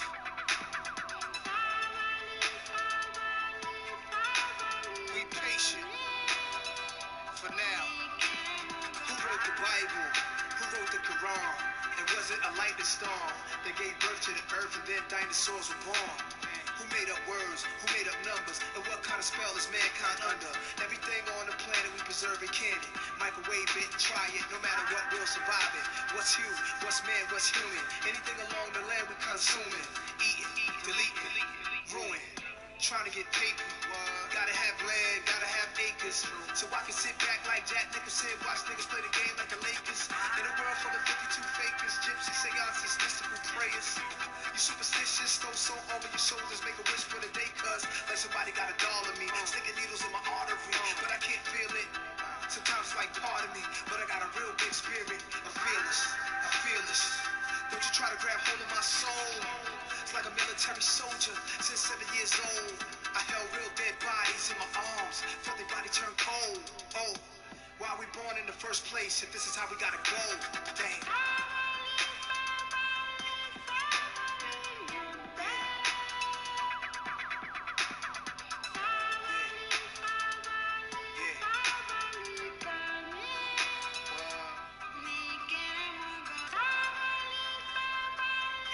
Goes to all the wisdom and knowledge seekers of the world.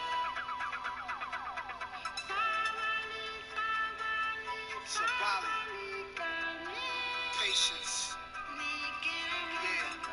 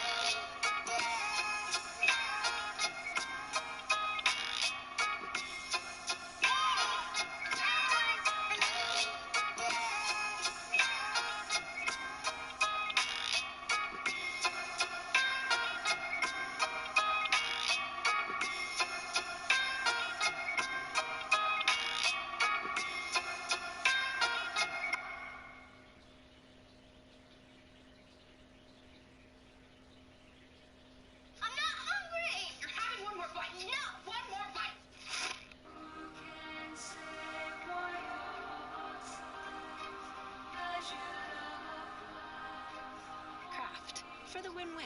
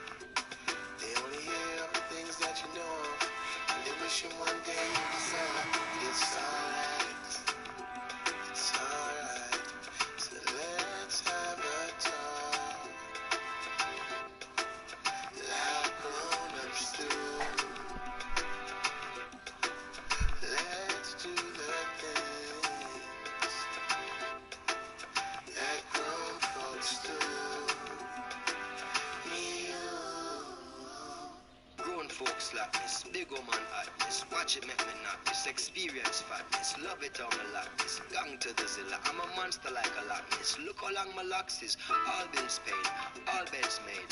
House well clean, all bugs sprayed. Vacation tripping, she ain't tripping. Island skipping, fine wine sipping. Gourmet cooking, no Facebooking. Nothing to see cause she ain't looking. Tag team masseuses, D Brown's music. Natural juices, so therapeutic. Lips on my earlobe, softer than a Q-tip. Getting kinda stony, acting kinda stupid. Pretending we're in high school, kissing at the movies. Mwah. So do your grown and sexy, baby, cause you're awesome. See some little young girls, don't beg them no pardon. Teach them how to walk it, welcome them to stardom. See the young girls want to show off. You wish you one day they would grow. But it's alright. It's alright. They only hear of the things that you know of. And they wish you one day you would sell it. But it's alright. It's alright. So let's have a talk. Like grown-ups do. Let's do the things that grown folks do.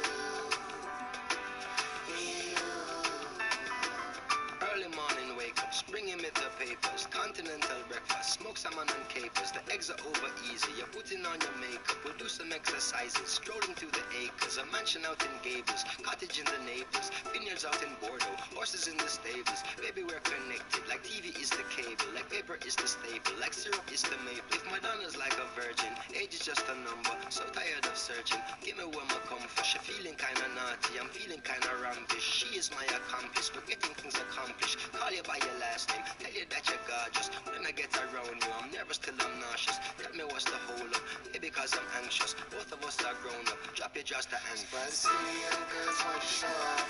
So you wish you one day they would grow. But it's alright. It's alright. They only hear of the things that you know of. And they wish you one day you would sell it. But it's alright. It's alright. So let's have a talk. Like grown-ups do. Let's do the things that grown folks do.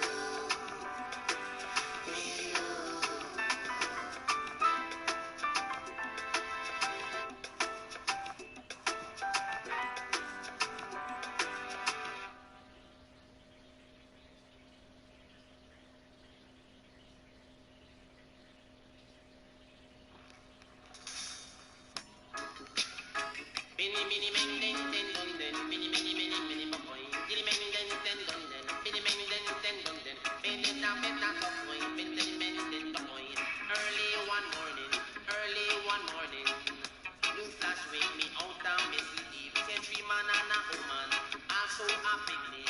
Hey, them lay down dead in the street. I know me no see it, I know me no see it. Hey, me this a only also we eat. How it a how we eat, how it a how we eat. Some say them not know how, some say maybe so how.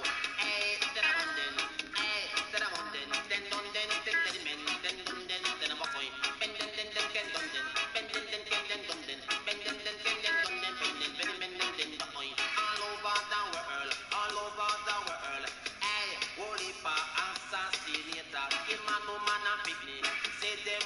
sweater.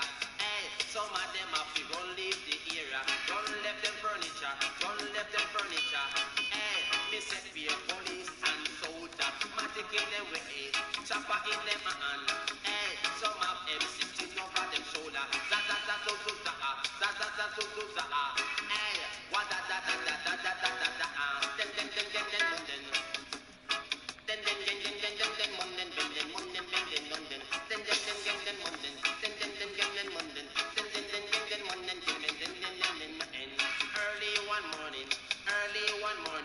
Hey, you flash wake me out and me sleep. Take me man and a woman, also a picnic. Hey, them lay down dead in the street. I know me no see it. I know me no see it. Hey, me this a only ask you to eat. How do it, how do it? How do it, how do it? Some say them no know, some say maybe so. Den den den den den monden. Den den den den den den den monden. Den den den den den den monden. Den den den den den monden. Bende paso con pedazo de ben poingan.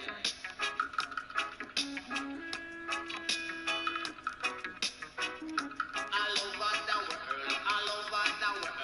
Hey, holy pa assassinator. Them a no man a picky. Say them a traitor. Hey, some of them run leave the era. Run left them furniture. Run left them furniture. Me and me brethren mass in a one theater. Come back little later when the area cooler. Hey, za za za do do za za do do za ah. Den den den den den den. Den den den den den den den den den den den den den monden. Den den den den den monden. Hey, den den ma monden se na men den do koi. Den den na men na mon koi. Den den na men na mon koi. Pidi koi. Early one morning, you flash wake me out and me sleep. Three man and a woman, also a picnic. Hey, them lay down dead in the street. I know me no see it. I know me no see it. Hey, me this a only ask food we eat. How this a who we eat? Some say them no know. Some say baby so old. Baby is in the point. Den den den den den monden. Den den den den den den den monden. Den men don den den den monden. Den den den den den monden. Den den den den den monden. Men men den den den the point. Men men den den the point. See the na me na mo point. See the na me na the point. Baby baby no the point. See the na me na mo point. Hey hey hey hey.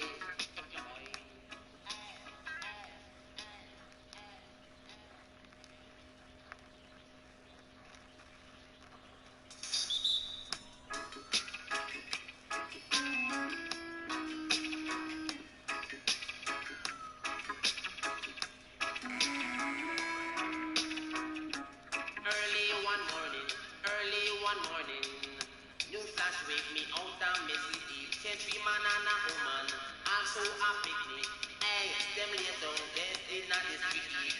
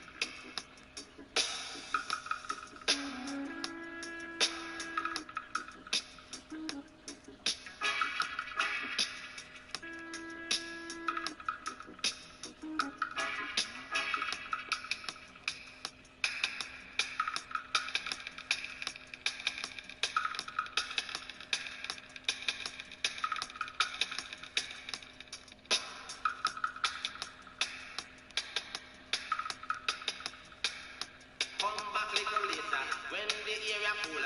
Hey, za za za zo zo za za zo zo za. Den den den den den mon den. Den den den den den den den mon den den den.